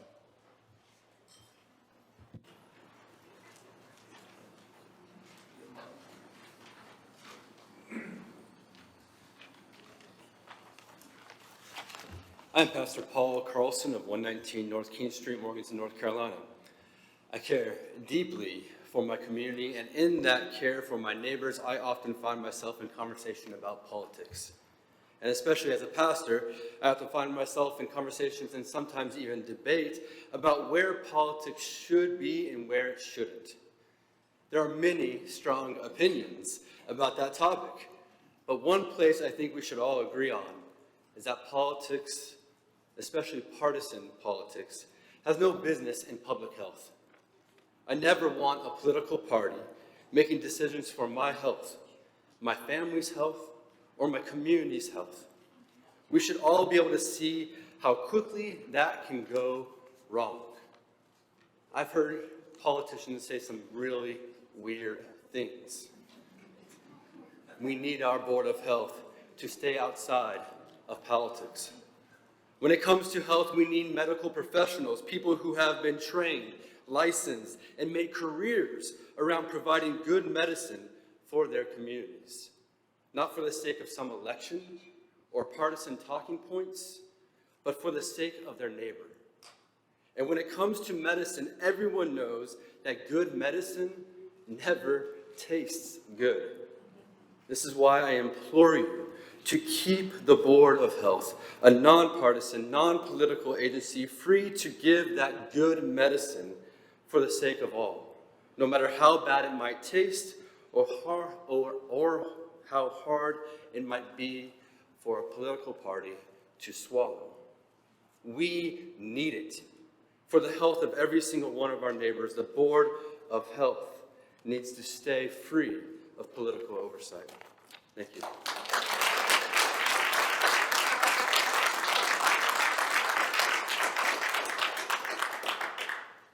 Thank you, Pastor Leslie Kern.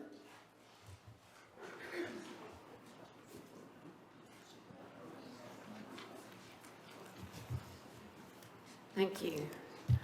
I have heard and read many good things about our county manager, Mr. Epley. So I was shocked to read that he is in favor of giving control of Burke County health decisions to the county commissioners, rather than making decisions through the lenses of commissioners as well as health professionals such as doctors, nurses, public health leaders, dentists, social service representatives, engineers, and citizens. Mr. Epley, as he said tonight, says that he wants to make sure we are all in the same boat, rowing in the same direction. But common sense predicts this power shift will instead make sure we are all going in the direction determined by the county commissioners without the use of facts known by professionals who are in touch with the circumstances of all the citizens of Burke County. He says the Board of Health and Board of Social Services can, quote, meet the needs of citizens better if we are all tightly knit together, unquote. But his plan would make sure that professional knowledge and expertise and experience is subservient to the political leanings and desires of county commissioners. There would be no knitting together. Mr. Epley says under his plan, quote, nothing should change, end quote. I do not believe him. My daddy used to say, if it's not broken, don't fix it. And the fact that we have gotten national recognition means that we're doing something right.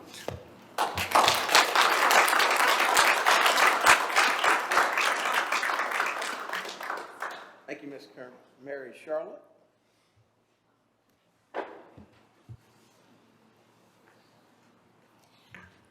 Good evening, gentlemen. Actually, the prior speakers have done such a wonderful job expressing the concerns that I have. I will actually be fairly brief. And I just want to say that right now we have a health department and a social services department that provide excellent care and services to our community.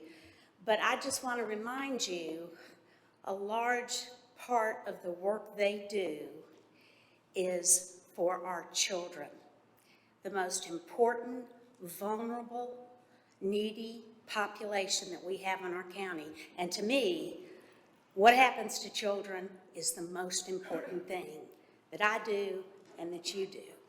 So we have departments that are already providing excellent care to these children, whether it's mental, physical health, assessment and development help, whether it's literally protection, because we do have some children that live in horrible homes, and it is the Department of Social Services that investigates and finds solutions, and often that sometimes means removing the children, at least temporarily. These two departments save children's lives. So why would we mess with what we have in place?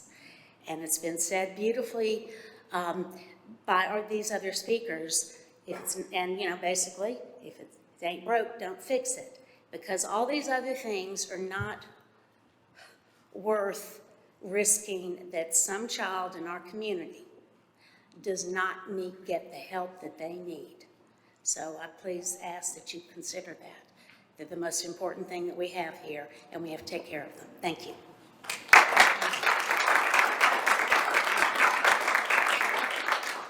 Ms. Charlotte. Richard Owensby. I want to thank the commissioners for hosting this meeting and the great turnout we've got from the public. The main thing I want to ask from the commissioners is, I don't know if you came in here tonight, your mind made up, I'm going to vote this way, and we're all wasting our time. But I want you to consider what everybody's saying here and give us some time. Give us some time to work this thing out. As part of disclosure, I had served 2 terms on the Board of Health back in the 1990s, 1 term on the Planning Board, so I had both advisory and administrative experience with county boards. I know when we were on the county board back in the 90s, we were getting paid a small amount for each meeting we had, and the county was in a budget crunch, and we voted unanimously to forego pay, and I think that's what the Board of Health has always done since then. And you're looking at a lot of highly educated, highly professional people on that board, and their time's worth a lot of money, but they're more concerned about the health of Burke County citizens. So they're volunteering their time without compensation. They've got a lot of expertise, and I think that's invaluable. I know that it's said that if the current boards, if this proposal goes through, the current boards will be dissolved, and at that point, the present members will be asked if they want to come back to the board. I don't know that they're going to be real happy to come back. I don't know if everybody's going to come back, but if the boards are basically understaffed, how long is it going to take to replace that? Heaven forbid we have another health emergency in that time, and we basically have no advisory health board. You know, what kind of situations our county going to be in? I know we keep hearing the justification for the changes that we all need to be rowing in the same direction. I'd like to know if there's an instance where some people are pulling right, some people are pulling left, and the vote's going round and round, and that's why we need to fix things. I just haven't heard that. I'm a little concerned about the control of the opioid settlement money. Not that involved with that, but that's something this county really needs. We need a lot of rehab in this county. And I'm hoping that's not something that becomes a political football. It's said that there's been lots of studies done for years about these changes. I'd like to know if there's some studies y'all have done that you could put on paper so we could look at. And meetings you've done, those all been done in accordance with state open meeting laws. I did find a study from the UNC School of Government about these changes, and I think it said there's only 4 counties that have exactly what we're looking at doing. And 2 of those 4 counties have fewer than 20,000 people population. So I don't know how well that applies to Burke County. And I'd just like to ask, what's the rush? What's going to happen to the county if we don't do this tonight? What if we put it off for 6 months or a year and continue to study it? Are we going to be in a terrible situation if we don't rush to fix something that doesn't really seem to be a problem? Can we go to those counties that have made a similar change to this and talk president, former commissioners, president, former board members, and find out how pleased they are with the changes? And that's all I have to say. But in closing, I'll say what everybody else is saying. If it ain't fixed, why? If it ain't broke, why fix it?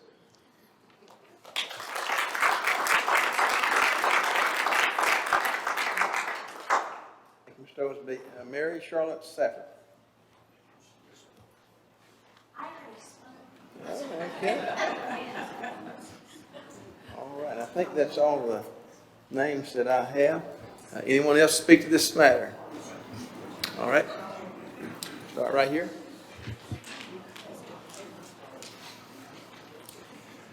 Good evening, Commissioners, and thank you for the opportunity to speak with you this evening. My name is Dr. Jonathan Brisson, and I have the privilege of serving our community as an internal medicine physician. I'm here today not just as a doctor, but as a concerned member of our community to speak about the vital importance of preserving the independence and integrity of our Board of Health. As a physician, my primary responsibility is to the health and well-being of my patients. I've dedicated years to understanding the complexities of human health, and I work tirelessly to provide evidence-based care that is rooted in science. The same principles that guide my practice should guide our public health decisions. An independent Board of Health is essential for making informed, unbiased decisions that prioritize the health and safety of our community. The current board, composed of individuals with the expertise, experience, and knowledge necessary to understand the intricate issues that affect public health, serves as a crucial barrier between health policy and political influence. Its decisions are based on data, research, and the best available evidence, not on the shifting winds of political agendas. I am deeply concerned by the Commission's proposal to restructure the Board of Health, robbing the board of their autonomy and administrative independence. This is a thinly veiled consolidation of power by a partisan commission without health expertise. Such a move would compromise the quality of health decisions made for our community, placing political considerations above the well-being of our citizens. Public health is not and should never be a partisan issue. It is about protecting lives, preventing disease, and promoting a healthier future for all of us. We have seen, especially in recent years, the devastating consequences when health decisions are swayed by politics rather than guided by science. Our community needs leaders who will prioritize health over politics, who will listen to experts, and who will ensure that our public health system remains robust, independent, and focused on the common good. Dissolving our independent Board of Health would be a step backward. It would erode public trust, diminish the quality of our health policies, and ultimately, it would put lives at risk. I urge you to reconsider the long-term impact of such a decision, not just on this community, but on the legacy you will leave as leaders. I ask you to stand with us, physicians, nurses, pharmacists, public health experts, and concerned citizens in preserving the independence of our Board of Health. Let's keep the focus where it belongs, on the health and well-being of the people we serve. Thank you.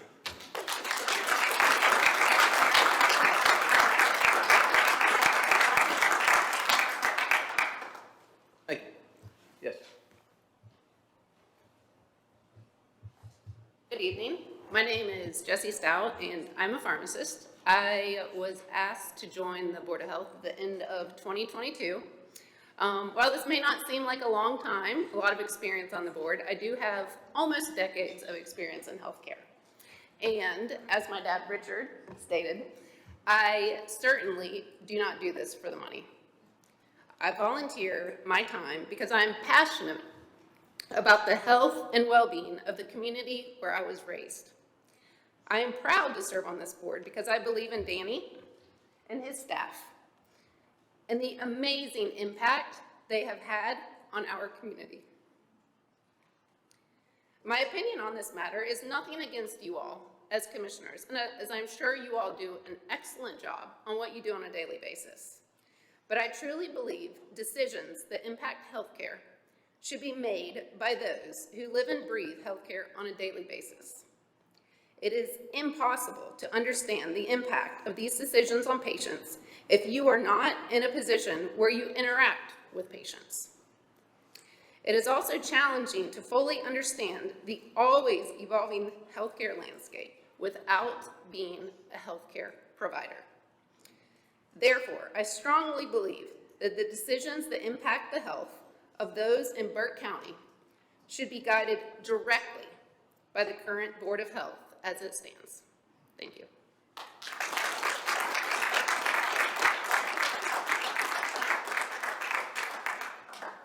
Thank you. Yes.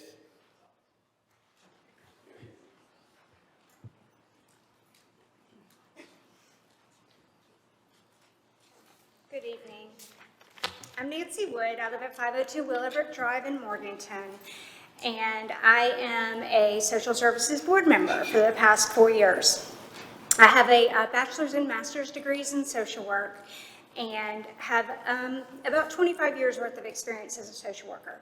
A small portion of that has been as a direct employee of a Department of Social Services, but in the remaining years, I have worked with families who have utilized services as an advocate and a referral source. I bring this level of experience to my position on the Social Services Board, as do the other board members. They bring similar experiences. They understand the work that DSS does, both from a worker perspective and from a program recipient and a recipient advocate perspective. We are an engaged board who cares for our community. Speaking as an individual and using a leadership lens, I understand the reasons you have shared for wanting to change the governance of the Social Services Board, and I appreciate that you have noted in your proposal that you want to create an advisory board even though you aren't required by law to do so, because you don't want to dispense with the knowledge and resources that are embodied in the current board. However, I feel disappointed that this expertise was not acknowledged by engaging others during your reportedly lengthy discussions on changing the governance of the Social Services Board and the Board of Health over the course of many years. I feel that eroded trust among the key players, yet it's not too late to remedy that.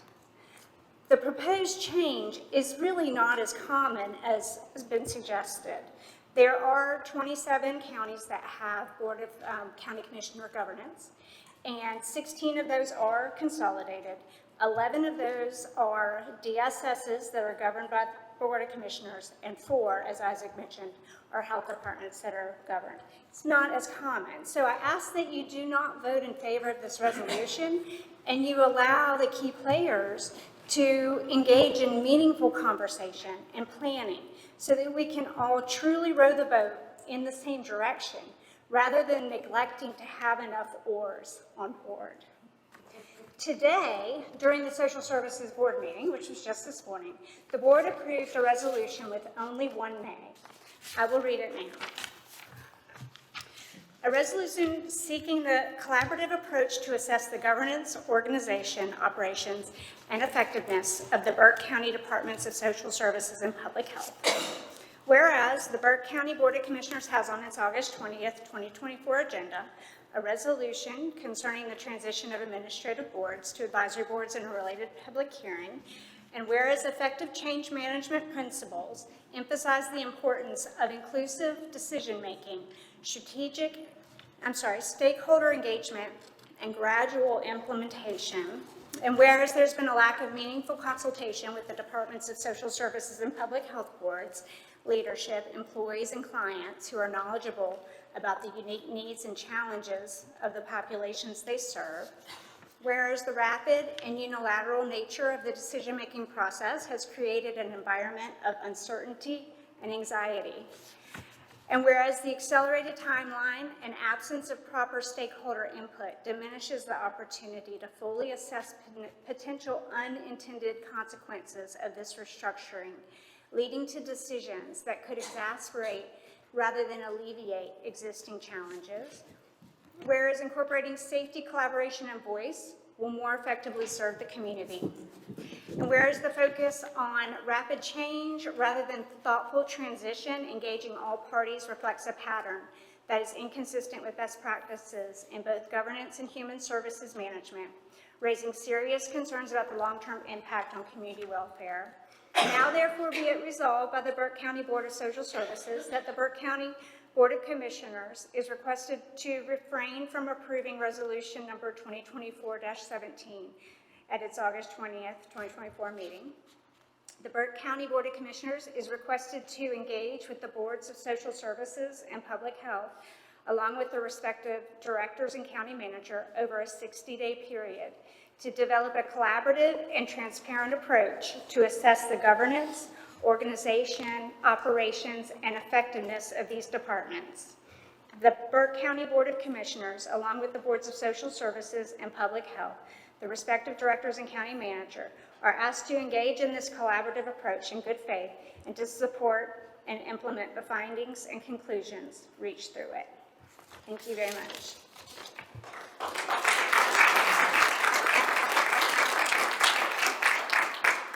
Thank you, Ms. Wood. Anyone else speak? Yes.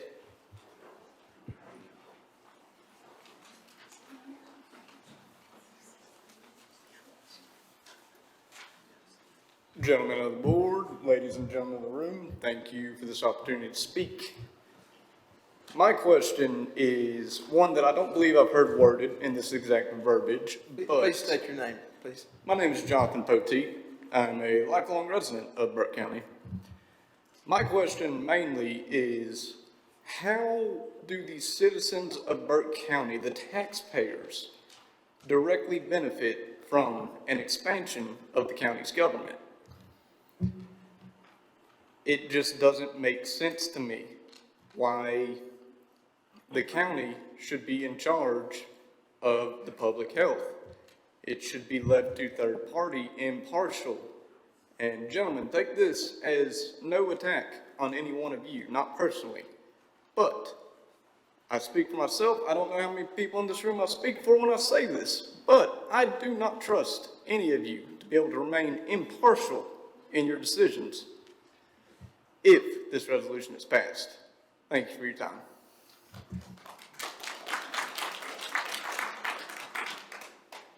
Anyone else speak to this? Yes.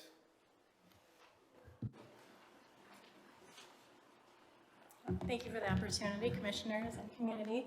My name is Laura Grattan, and I'm a family physician here in Morganton. I live on Pearson Drive.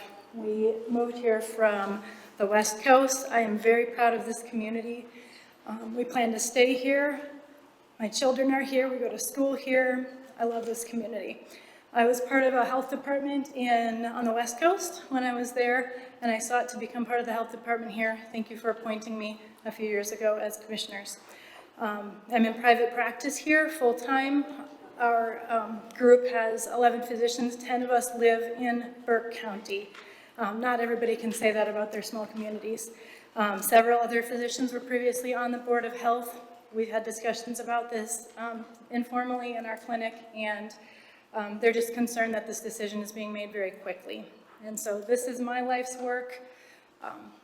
I urge you to delay the decision until we've been able to, as a community, understand the reasons behind this, and so we can come together for the health of our community, our children, and one another. Thank you.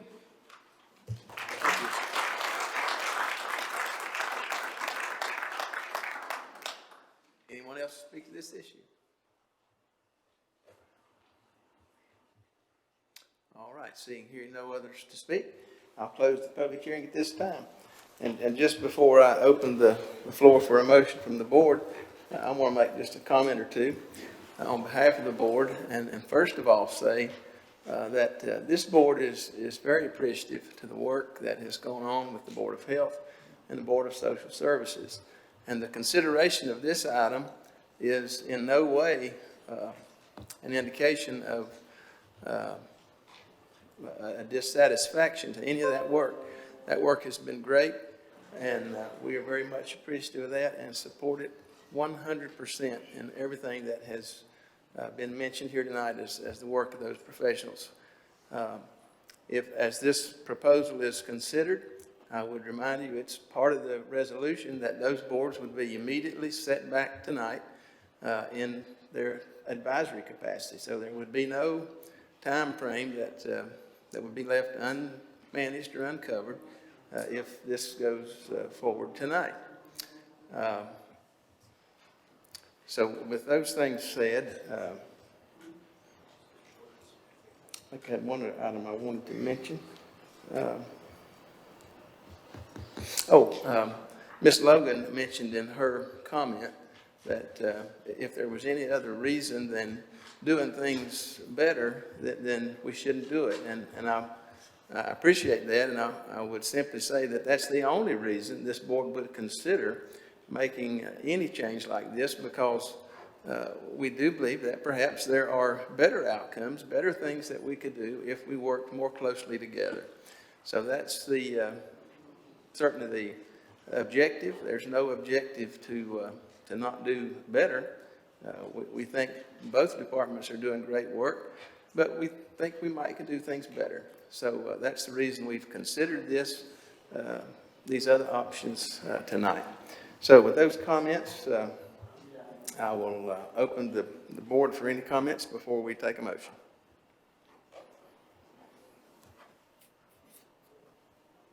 Hearing none, what's the pleasure of the board? Mr. Chairman, I make the motion we adopt resolution 2024-17. Gentlemen, you've heard the motion. What's the pleasure of the board? All those in favor signify by the uplifted hand. And those opposed? Madam Clerk, that's 4-1. Mr. Chairman, I'd like to make a statement. Okay. Yes, sir. I want to read from the paper, or excuse me, an editorial in the paper. It says that this year's primary election voters decided that they did not trust the two outgoing commissioners with the future of our county. Making a long-term decision during the lame duck session does not respect the will of the people and bypasses the input. Well, I'm going to tell you one thing. I'm not a darn lame duck commissioner. I've been on this board for 13 years. And I've done everything that I thought was right for the people of this community, and that's what I'm doing now. And some people have not fulfilled their leadership capacity. This didn't have to come to where it is today. It bothers me to no end, as I sit here and listen to some people condemn us, and it's condemned, insane, no trust, flabbergasted, inclusiveness, won't listen, politics. This is not a political board. Well, laugh if you want to. I don't care. I've never used politics. Thank you for some of it. You're not laughing because you know me well enough to know that I don't do that. I pray to God before I do every decision I make in here. I'm not a Republican or a Democrat. That's the reason them people back there in the back room call me Rhino all the time. I don't trust them. I try to do what's right for these people. I've always done that. I'll always, till December of this year anyway, as a lame duck, I'll do that. I've tried to help everybody I could help. That's it, Mr. Chairman. All right, thank you, Mr. Carter. Any other comment? All right, hearing none, this brings us to item number 8, informal public comments. And again, tonight we have a number of, Mr. Chairman. Yes. Okay. We're going to take just about a 5-minute recess to give time to perhaps go to the bathroom, whatever we need to do.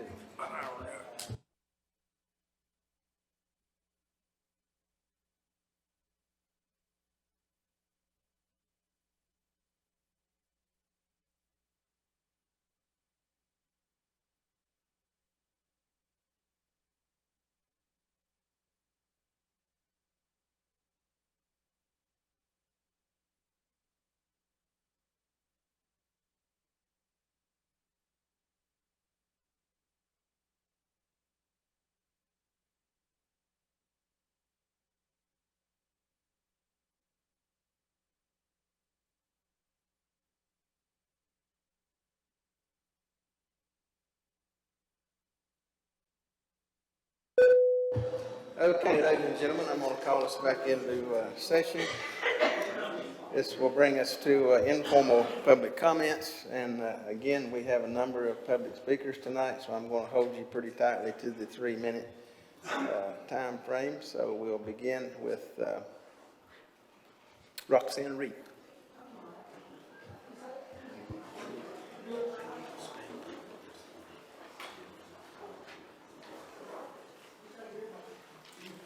It's nice to see all of you guys. I'm Roxanne Reed, 3060 Corporate Chapel Road. I've had several different things I wanted to say to you. I've been waiting a long time because I feel so passionately about this. And it's about the mega site and the industrial concern I have if an industry comes in there, what it would do to the water. I'm going to speak personally about what I know about this. I was an art professor for 25 years, and we didn't know about those chemicals in those days. We loved our jobs, and a lot of us got sick. Many of my colleagues, wonderful, incredible artists, professors, have died from leukemia to cancer to Parkinson's. The list goes on, and it's the same chemicals that an industry would bring to our waterway if they came in. And in good faith, I can't let it happen if I don't speak up and say what I've lived and seen. I'm wearing this because of my immune compromised situation. The Mayo Clinic said, well, you just breathe too much of the chemicals, and your immune system said it had enough, and it decided it would attack the ligaments in your joints. But I know you guys don't know about these chemicals, and neither do others that haven't had to go through it.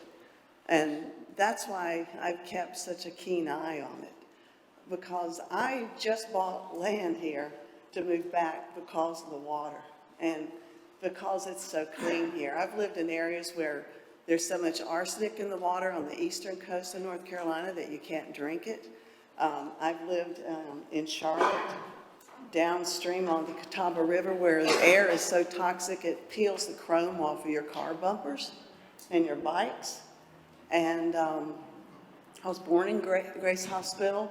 You guys have one of the best gifts that can be given to mankind right here, and it's the water. The Catawba River, that watershed, most of the world would give anything for it. In Savannah, where I worked one of those 5 years at SCAD, we had only so many water limits, only so much water we could get. I'd drive up here, fill up the big buckets of water, the big, containers that you put in your dispenser, and take this water back home. And so I know, because I've taught for so many years, how important jobs are to the youth and education. I mean, I gave everything to the kids. But what I also know is that they can't enjoy it and they can't learn if they're not healthy without the water. So I think that the only logical thing that I see as a design professor is that you've got one place where the water exists, and it's right there. There's some other locations, and I'll help. We'll all teach them. We'll give them all jobs and educate them so they can learn. But I think we need to protect and save that waterway for all of us, for this generation and future generations to come. Thank you. Thank you, Ms. Wood. Carla Kincaid? Carla Kincaid? I don't see Carla tonight. Joanne Kinch?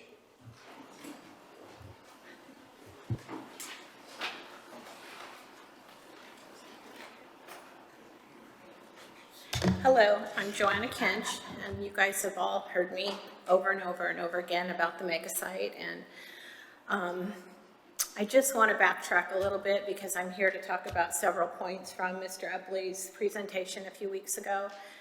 But after hearing what went on earlier tonight about the Department of Health and the large number of constituents, your voters, that are against this and not giving them any timeline, extending their timeline before you voted on it, is just, I'm honestly shocked, but not surprised, because we've been going through this with the mega site for almost a year now. And Mr. Carswell and Mr. Mulwey, I don't even know how to say this, but you commented that the people don't trust. They don't trust. They explained to you. You guys listen to what we have to say week after week or month after month in our letters, our emails, our postings, and our meetings or no meetings. I've called you, you've not responded, but that's another story. But the fact remains, you listen, but you don't hear. You don't hear what the people want. This is a small community. If you guys want to be voted out, I mean, the same thing is going to happen next time. People have had enough.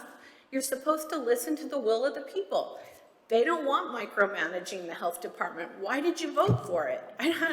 You know, give them some time. Why don't you review the facts? But my position tonight is about the mega site, the mega disaster. We all know what a disaster it's going to be, like Roxy said, to the water, to the health of the people, the environment. I know you all just listen and hear, but don't really hear.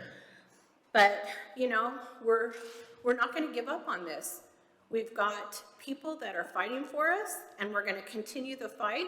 We're going to peel back the onion. We're going to take it on, and we're not going to give up. This is a pristine location that should remain untouched. Those areas that you want to flip to industrial that are on the viewshed of the I-40 are totally going against what your own zoning guidelines are. And then you flipped what the planning board had recommended on the last time, where they decided against the conditional rezoning, and you guys voted against that. 97% of the time, you follow along with the planning board. Why would you vote against it? Because you have a pet project that you want to see it through. Well, we're not going to allow it. We're going to fight it, and we've got a lot of people that are against it. And you guys need to pay attention. It's not right. There should not be a hazardous waste generating facility coming into Burke County, especially along the Catawba River in the Great Meadows mega site area where it's untouched, pristine, and it could cause damage to human health and the environment. Thank you.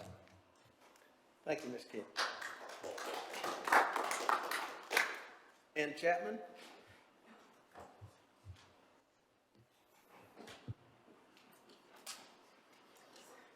I'm Ann Chapman. Thank you for letting me speak. I live near the mega site proposal area. Who remembers the book by Dr. Seuss, The Lorax? It's a cautionary tale about a person's responsibilities to the environment. The book depicts a world in which all the trees have been cut down to make way for the factories, driven by consumerism, which in turn causes the pollution and destruction of the natural world. The Onceler is a reckless, thrill entrepreneur whose uninhibited ambition leads to the destruction of the immediate environment. The Lorax represents the interest of all the creatures whose lives are affected negatively by the Onceler's irresponsibility and environmental destruction. The story demonstrates on all the real consequences of careless consumption and greed. It gives the message we are to protect and preserve our natural resources. 53 years later, this book message warning about pollution, environmental issues is as important today as it ever was. Respect for the environment and all the living creatures will help us preserve the planet for ourselves and future generations. The main point of the Lorax is about empathy and caring enough to take action. Dr. Seuss writes, unless someone like you cares a whole awful lot, nothing is going to get better. It's not. Abraham Lincoln said, I like to see a man proud of the place in which he lives. I like to see a man live so that his place will be proud of them. We are not the owners of creation. Rather, the earth is the Lord's and in everything in it. Psalm 24:1. Christians acknowledge creation, care as an act of discipleship. We are stewards of the earth, summoned by God to work it and take care of it. Genesis 2:15. Our uses of the earth must be designed to conserve and renew it rather than to deplete or destroy it. We all should ask ourselves these questions. Are you proud of where you live? Are you willing to conserve and renew the earth rather than deplete or destroy it? Are you willing to stand up to help protect, care, and show empathy for all the living creatures in the environment? I hope we all strive to answer yes.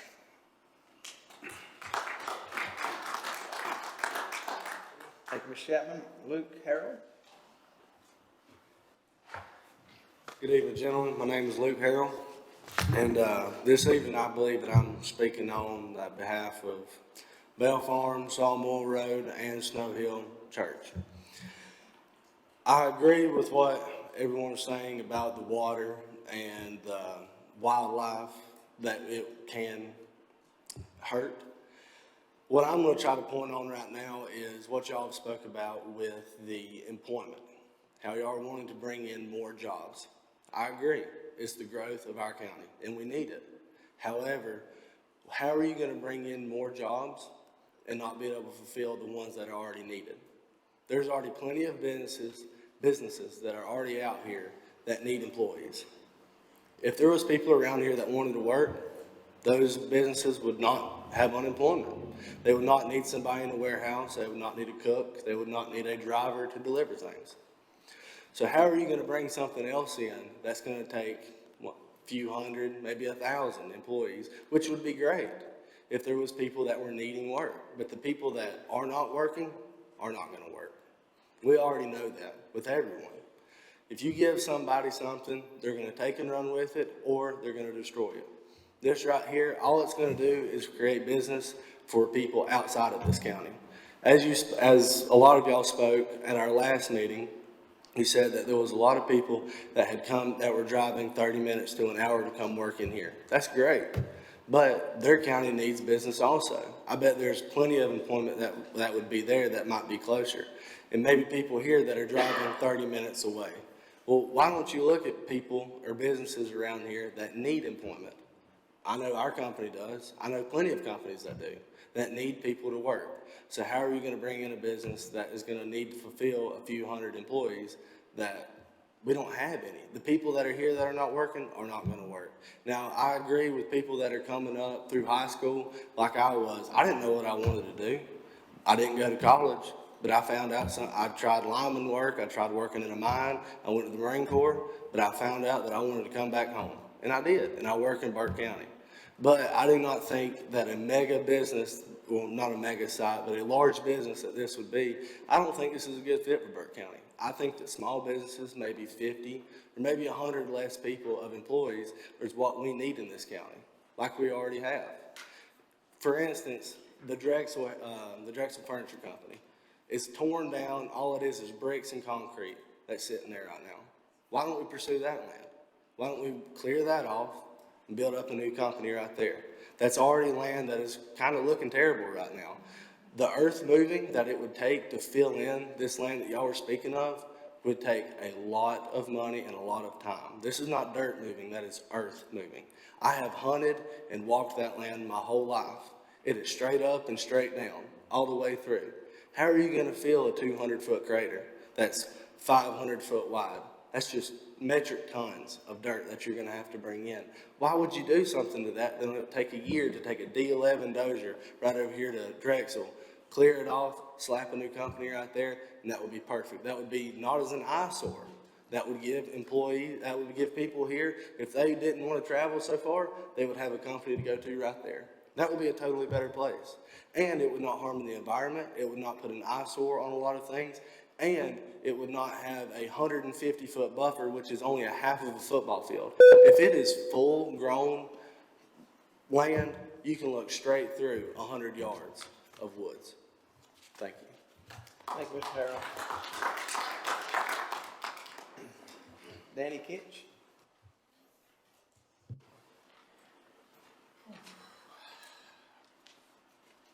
Thank you. My name is Danny Kinch. I'm a resident of Burke County, and my companies are in Burke County.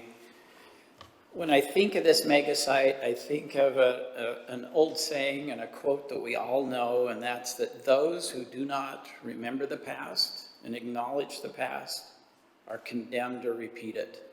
And I think that's what we're looking at here with the mega site. What I'm referring to is every night when I drive home, I drive past the Burke County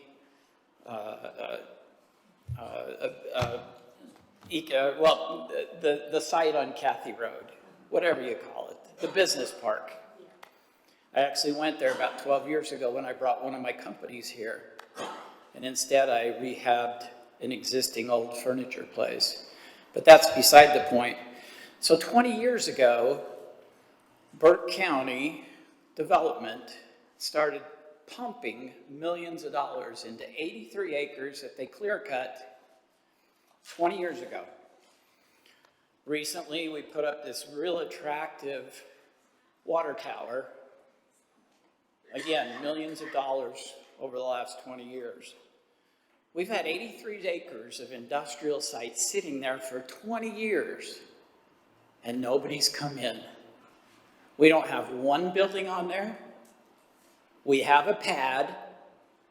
We don't have one employee who's contributing taxes to help pay all of us back for those multi-million dollars that were invested into a site that nobody wanted. Think about that. For 20 years, an industrial company doesn't want to come in. The pads were ready, the infrastructure. Boy, you've done everything you could to attract somebody. There's nobody there. Not one penny has been paid back to us as citizens for this investment, for this dream 20 years ago. Now we're talking about a project that's 15 times bigger. And we're going to build it because if we build it, they'll come. We're going to invest millions and destroy it. The best thing Burke County has going for it is our nature. You know, it's kind of ironic that on this big, beautiful water tower that we built, we put nature's playground. Isn't that ironic? on a nasty, ugly structure that everybody can see, and we put nature's playground? That's what we're giving up here. We're giving that up for a dream that could easily have been satisfied by a project that you started 20 years ago. So it boggles my mind to think that we've tried this, it didn't work, it's proven it didn't work, and now we're going to try it 15 times bigger because the state's given us a pile of money and we don't want to give it back. Oh my gosh, let's give it back to the taxpayers. From a business, but from a heart sense, in my case, this doesn't make any sense at all. We have plenty of opportunity for industry right now. Thank you for your time. Thank you, Mr. King. Debbie Green?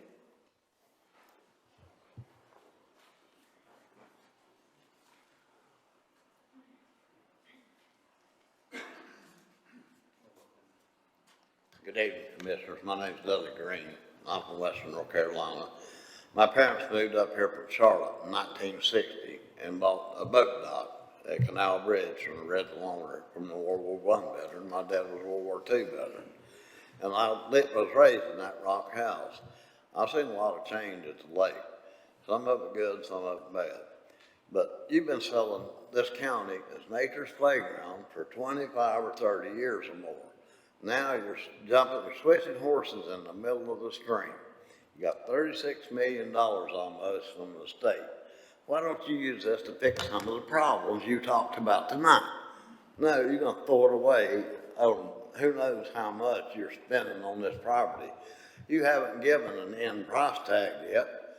This $36,000 is just for land purchasing and pad planting. I haven't seen or heard anything about highway infrastructure.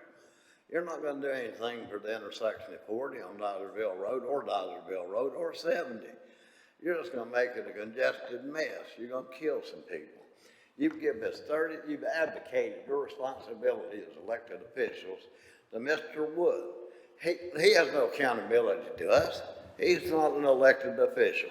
You've been drinking out of the same cup he has, of developers and the promise of tax money. I mean, he's taking you down the road like a Pied Piper. You've lost your way. I'll tell you that much right now. And I'd like to, why don't you have a blueprint or something in black and white that says exactly what you plan to do with this area? Then we could understand it.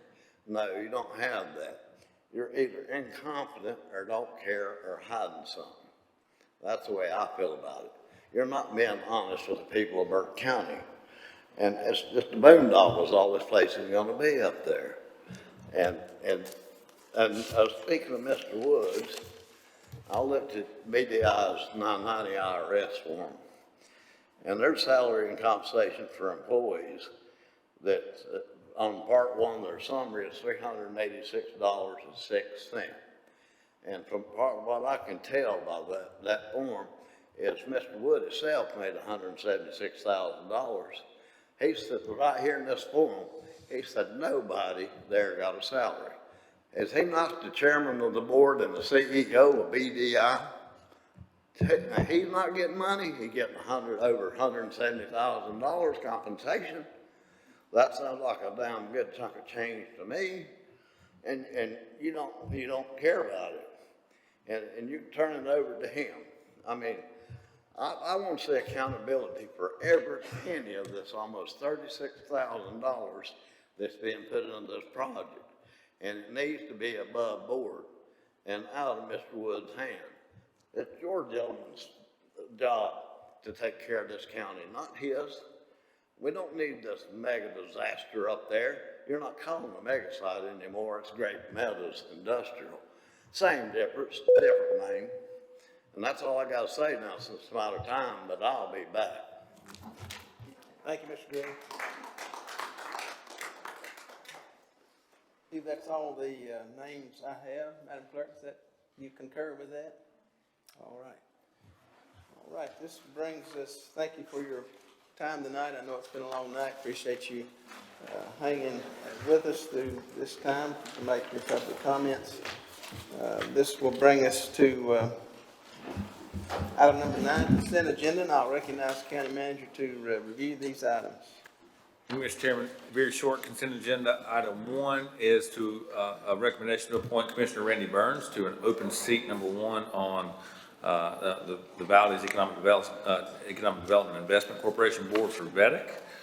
Item 2 for consideration is approval of a resolution that would fund a building reuse grant through the Department of Commerce. This is in partnership with the town of Hildebrand. Both Burke County and the town of Hildebrand will contribute a $4,375 match. The ultimate grant is going to an existing company in Burke County through, again, the Department of Commerce. It's a $175,000 grant. It's intended to create 47 new jobs and a capital tax-based investment of $1.1 million. Item 3 for consideration is a resolution appointing a plat review officer for the city of Morganton. This would be designated Logan, with the name Hanchett, and removing Wade Griffin. Item 4 for consideration is from Community Development. This is to adopt a resolution 2024-19 to execute a memorandum of understanding. This was connected to the Canal Bridge project at the lake, as you're all aware. We've got a grant of $1,240,522. That requires a 20% match. Both Friends of the Fauna Flora Trail and the Over Mountain Victory Trail nonprofits have contributed funds of $150,000 apiece to contribute towards that match. And the county would be filling in the very immaterial difference of roughly $10,000. Items 5 and 6 are your monthly tax reports. I'm pleased to report and very proud of our team. We're through July, 7.92% collected. And finally, item 6 is your typical monthly abatement and release report. Happy to answer any questions you or the board may have. All right, thank you, Mr. Manager. Any questions on any of these consent items? See and hear none, entertain a motion. Motion to approve consent agenda as presented, Mr. Chairman. Thank you, Mr. Vice Chair. All those in favor signify by the uplifted hand. That'll be 5-0, Madam Clerk. That'll bring us to item number 10, items for decision. Have a number of items for decision tonight. First item is comes from the Board of Commissioners, resolution requesting NCACC legislative goal pharmacy benefit managers. Gentlemen, you've had that resolution in your package, and if I could get my computer where it needs to be, I'll say a word about it.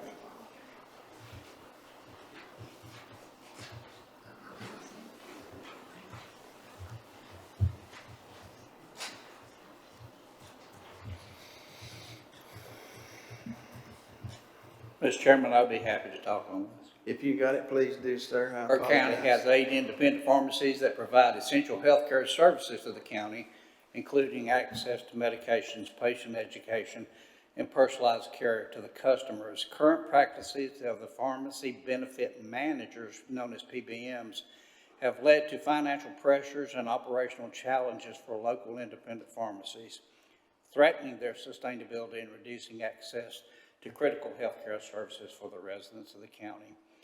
The following resolution requests that NCACC to formally adopt a legislative goal concerning the development and implementation of regulations that enhance transparency, ensure fair reimbursements, and protect local pharmacies and promote fair competition.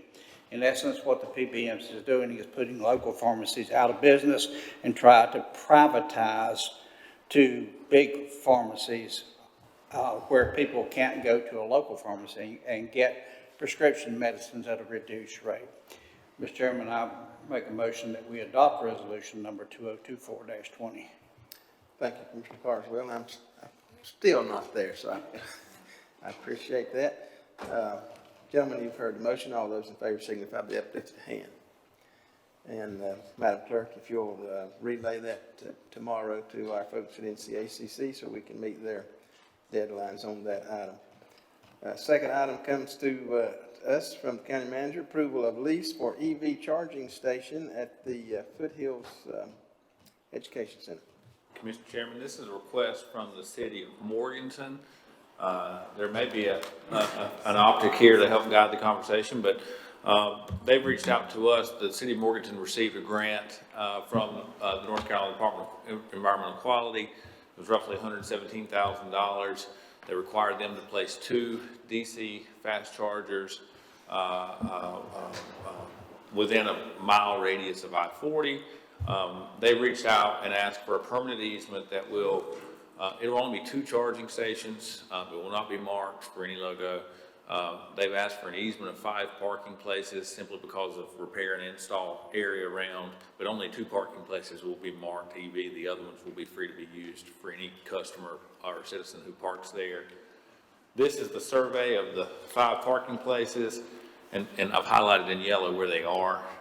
So that would be Zaxby's to our left there. I've talked to our Parks and Recreation Director. He sees no challenge with providing these spaces. There's roughly 268 parking places there at the site. As you know, as we talked about earlier, we have been evaluating this property for potential reuse of public health and social services. You know, given the amount of employees and potential clients, I think that we would use all of the parking, but I don't know that 2 spaces in generally would impair that option either. But again, request from City of Morganton for this permanent easement. It could be removed, but they recommended because of cost of moving, if we were to ever ask them to leave, we would give them 12 months to do so. Happy to answer any questions. Thank you, Mr. Manager. Maybe you addressed my concern. As I go by that parking lot quite often, it seems like it's pretty well full a lot of the time. I'm just a little concerned about giving up. It shows 5 parking spaces, but you're indicating they only going to use 2. Are we really sure that we want to give those parking spaces up? I guess I'm not posing that question to you. That's not your responsibility, but gentlemen, I just throw that out for consideration, given the fact that we are thinking about, other possible uses here. You indicated they're only going to mark 2 places. Help me with that. They asked, my understanding is the asking for 5 gave the ability to install all the infrastructure, but they're only going to mark 2, and there'll only be 2 chargers. So the other 3, if they had to repair, replace, they would, I suppose, use that area to access for repair. But we specifically asked if the other places would be available for general parking, and that answer was yes. Did they indicate what kind of structures or facilities that was going to be in or on around those 3 spaces? So the 2 spaces will look something like that. I don't know that that's the exact unit. The other 3 will just look like normal parking places, is my understanding. Now, those 2 will have paint in them and say EV charging and those type of things. At least that's my understanding. Mr. Chairman. Yes, sir. Is there any particular reason they chose Foothills to spend this grant? It just had to be within 1 mile of I-40. And I suppose that we had, the most robust parking space around there. I know that they had also worked with Starbucks, and that had, maybe there's one there, but for, maybe there were challenges in timing and executing the grant, too, with other locations. Mr. Chairman, I know, Brian, that they're putting others around the town. Do you know, or do we know how many is in that area that they already have? Is there any at the hospital? Is there any this close?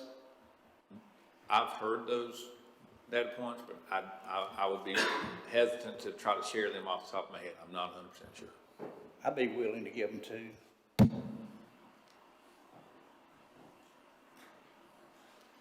Any other questions? So the additional 3, so if I'm kind of seeing this in my mind properly, if there's cars parked there, It basically just gives them permission to go and ask those drivers to move their cars so they can service the two. I think it's if they had this, if somebody damaged it or whatever, they may cone it off while they work on it. And that gives them this easement to access it during install, during repair or removal. And I'm not a technical expert in EV charging stations, but they said that they needed that 25 foot roughly or whatever outside of the two stations to do those repairs. That's not gonna be a space where they're gonna have a transformer setting or some other piece of equipment to serve those other two spots. I guess that's. That's not, like I specifically asked, the other three spots would be available for public parking in county and BDI and Department of, or Board of Elections, and they said yes. And if I recall, if we said, get it out of here in 12 months, no harm, no foul, is that the way you understand this? Yes, sir. So they provide, they're the power provider. The county has no risk. We put an indemnification clause in the lease, so we have no liability of injury or if somehow this shocked somebody or whatever the case may be. We have no cost of install, repair, or removal. Okay. Any other questions? Mr. Manager, we keep saying 2 spaces, but actually, a couple of those spaces are gonna be taken up with the charger, isn't it? They can't, that's not a mobile charger, it's gonna sit there, so those spaces are gone too, is that right? So I think that's the 2 that will be permanently designated for EV charging. The other 3 that make up the 5 on either side, or so that somehow that they can install, again, repair, fix. So of the 5, you'll have 2 spots that are designated EV charging, painted, marked that way with chargers, again, in the median, where someone can back in or pull in and plug up. They asked for 5 spaces, even though they're not going to use 5, because that extra, and as I recall, it was 25 feet was needed for the technical install and so forth.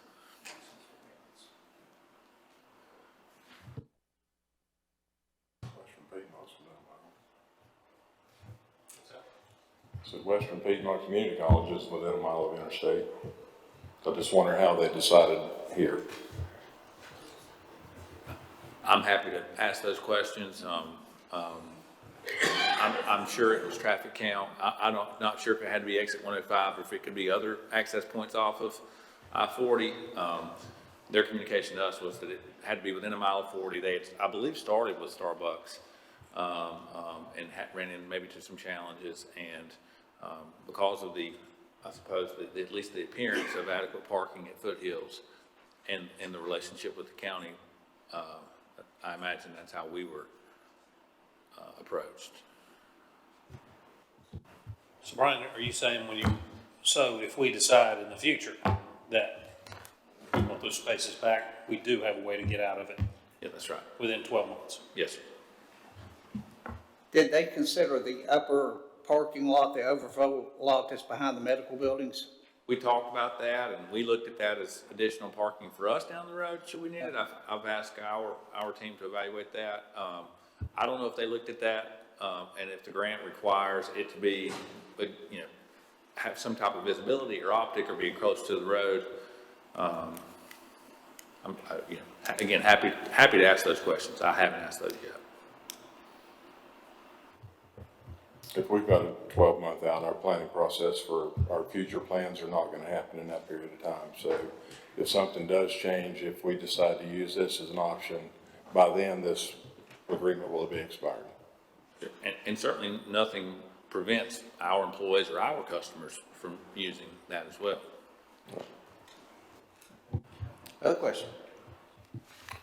Sounds like maybe, is it the consensus that we table this for, get more information until next month? I mean.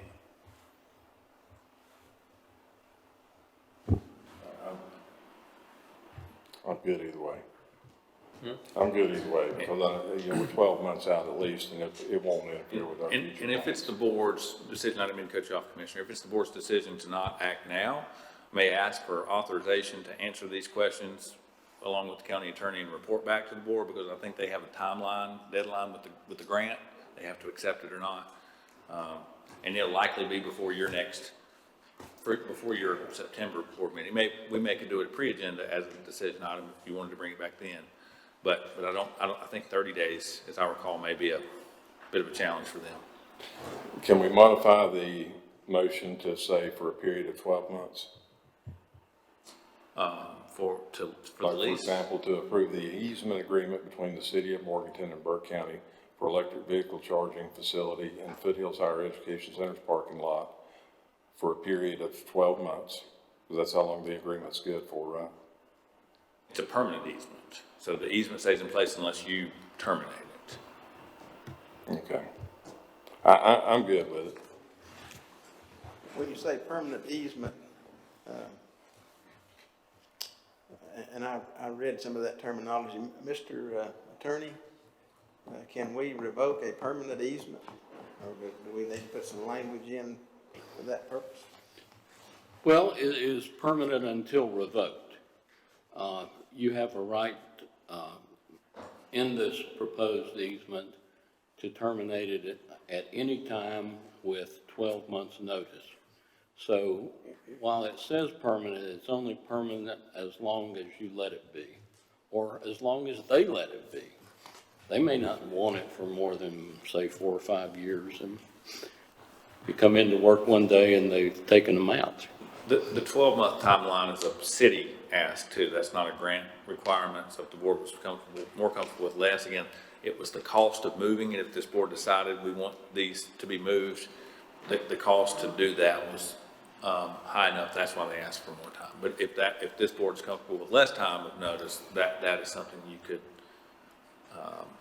pursue as well. Okay, I don't think 12 months, with 12 months, then we're free and clear of it. Does the easement begin after the vote tonight, or is that something that's not going to take effect till they get the grant? The easement would be granted at the time the board approved the lease. Yes, sir.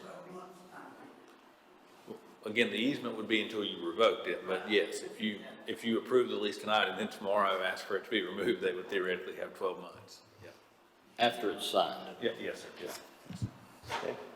Mr. Chairman, I move to approve the easement agreement between the city of Morganton and Burke County for the electric vehicle charging facilities in Foothills Higher Education Center's parking lot, further to authorize the county manager to execute the associated documents subject to and/or review or revision by the county attorney.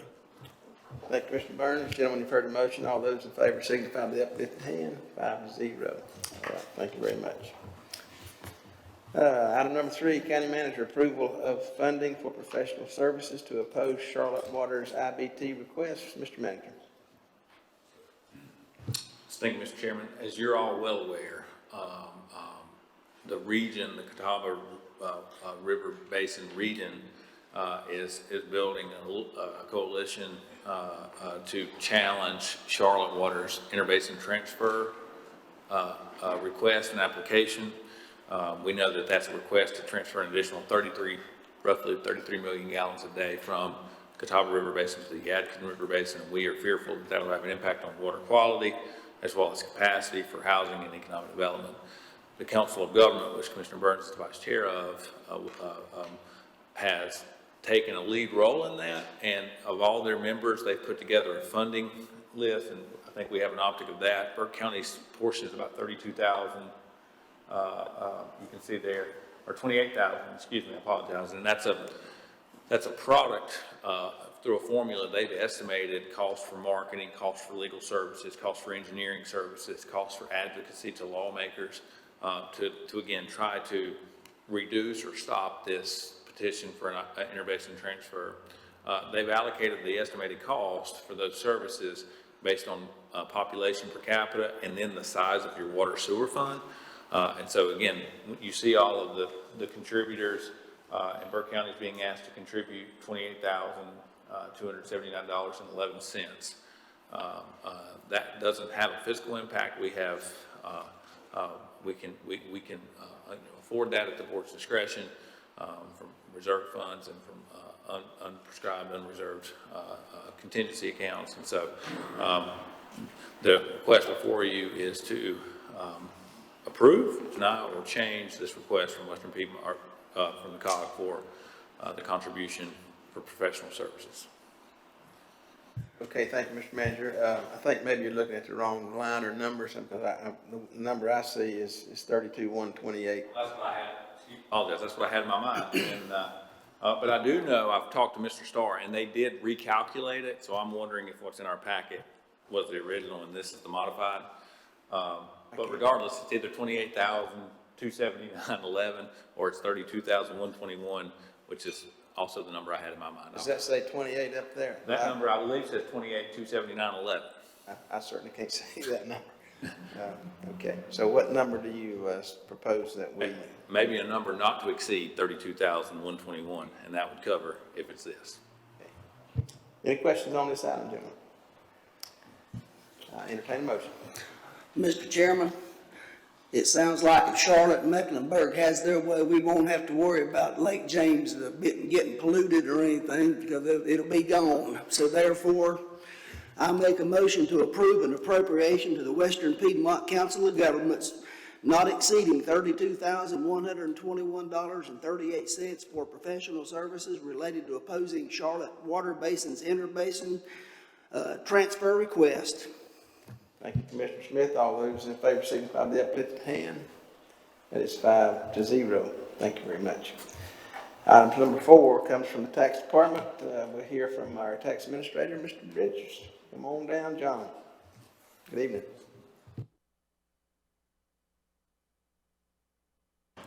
Good evening, Mr. Chairman, members of the board. You have the annual summary for the 2023-24 tax year in front of you. Do you want me to read this, Mr. Chairman, all these figures, or over the highlights, or what? No, I don't think so. There's a lot of figures. Gentlemen, you've got this information in front of you, the Tax Department Collection Annual Settlement Report. If you will, and I presume that you've already looked through them, was there any questions that might have come to mind? I felt like because this was not a kind of a routine item, I felt like it was the best that it come to us on decision. And are there any questions on this item? Hearing none, I'll entertain a motion.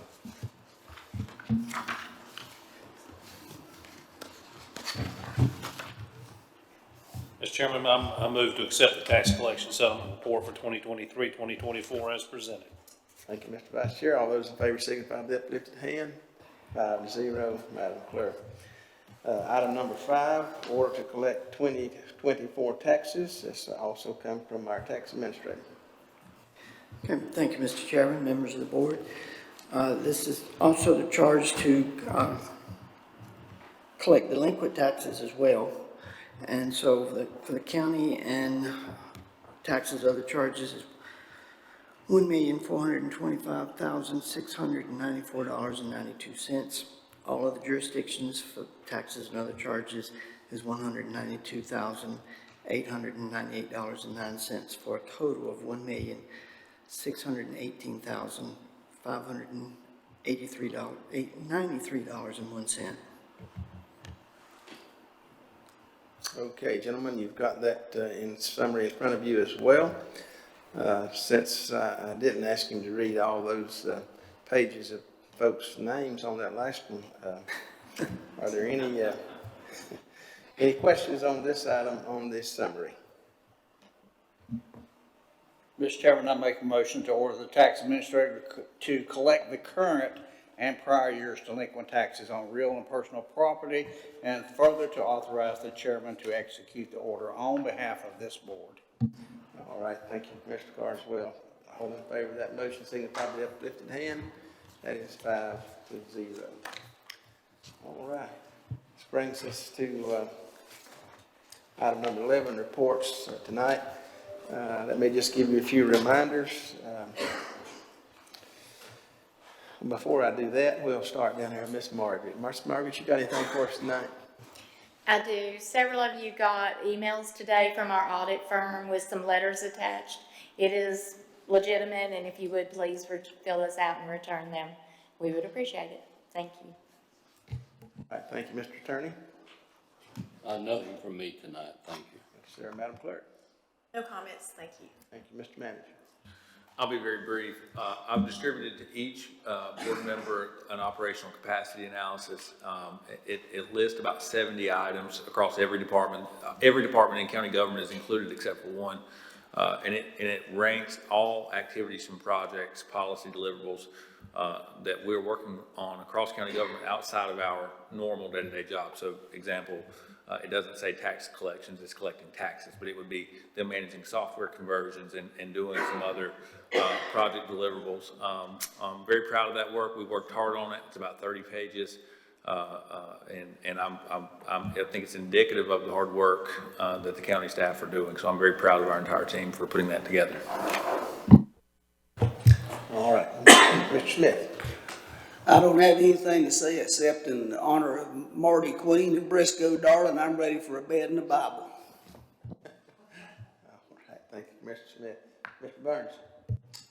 Just want to mention that this week, there's a lot of kids out there going for open houses at schools, you know, and I just ask everybody if they would. I know I'm certainly going to keep them in my prayers as the school gets kicked off this year, and that everybody travels to and from safe. Thank you, Commissioner Burns. Hard to pull that old school board out, isn't it? Mr. Vice Chair. Nothing, Mr. Chairman. Thank you, sir. Mr. Carr. Appreciate all of you attending the NCACC conference. That was nice to see all of you there along with the county manager. Thank you, Mr. Carswell. It was good to attend the meeting together. We also were proud of Commissioner Carswell for receiving some well-deserved accolades there, and congratulations again, Johnny, on those awards that time and your effort for this board at NCACC for all the time that you have given and expertise and experience down there. We appreciate your willingness to do that. That'll bring us to courtesy reminders. August 29th, we have ribbon cutting at Jonas Ridge Waste and Recycling Center. We're looking forward to that up on Highway 181 up near Newland. September 2nd, county offices will be closed in observance of Labor Day. However, the landfill and convenience sites will be operating during their regular scheduled hours on September the 2nd. September 3rd, I'll remind you of our Board of Commissioners pre-agenda meeting at 3 p.m. Youth groups interested in leading the Pledge of Allegiance at the start of the commission meeting can sign up via the form on the county's website. We certainly encourage folks that are leaders in those kinds of groups to help us with our Pledge of Allegiance. Spay and neuter your pets. Foster your pet at Burke County Animal Services. Cover your loads as you go to convenience centers. Don't litter, and if you see some trash, pick it up. That would be great. Board of Commissioners will take action on the bids and contracts for the new Animal Services Shelter and EMS station at our pre-agenda October meeting. Because of timing with returns on bids, we don't think those will be back in our possession by our September meeting. So I just alert you that we will have a decision item on pre-agenda in our October pre-agenda, which is the 3rd. Something like that. So that's all the announcements we have. And Madam Clerk, I will call on vacancy announcements, please. Pre-agenda is October 1st. We have the following opportunities for citizens to be involved in county boards and committees: the Adult Care and Nursing Home Community Advisory Committee, City of Morganton Board of Adjustment and Planning Board for the ETJ areas, Burke County Board of Health, Hickory Regional Planning Commission, Drexel Planning Board for the ETJ alternate seat, Burke County Board of Adjustment, and the Burke County Planning Board. Thank you, Madam Clerk. And as always, I would encourage citizens to look at these opportunities and give consideration to helping our county with these various vacancies. And you can always get on our website or contact the clerk, and she will be glad to assist you with applications for those positions. Closed session tonight. So I would entertain a motion to go into closed session to prevent the disclosure of information that is privileged or confidential, and if needed, to discuss threatened or pending litigation, to preserve the attorney-client privilege, to discuss economic development matters, to discuss contractual matters, and to discuss personnel matters as authorized by NCGS 143.3.1811A 1, 3, 4, 5, and 6. All those in favor of that motion signify by the uplifted hand. All right, with about a 2 or 3 minute recess, we'll pick up in closed session. And I want to thank all of you guys for hanging with us tonight. It's been a long meeting. Appreciate your willingness to stay here and listen to the bitter end. Thank you very much.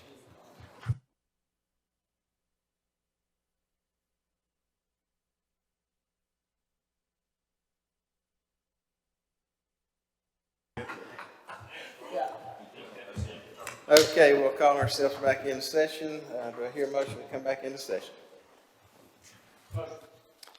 All in favor? Raise your hand.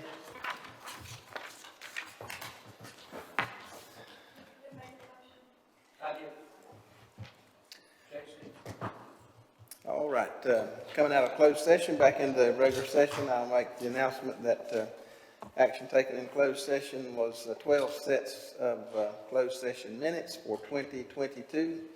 Meetings were approved and sealed. The dates were February 15th, April 19th, June 16th, June 21, July 19, August 16, September 20, October 4, October 18th, November 3rd, November 15th, December 5th. All of those were 2022 closed session minutes.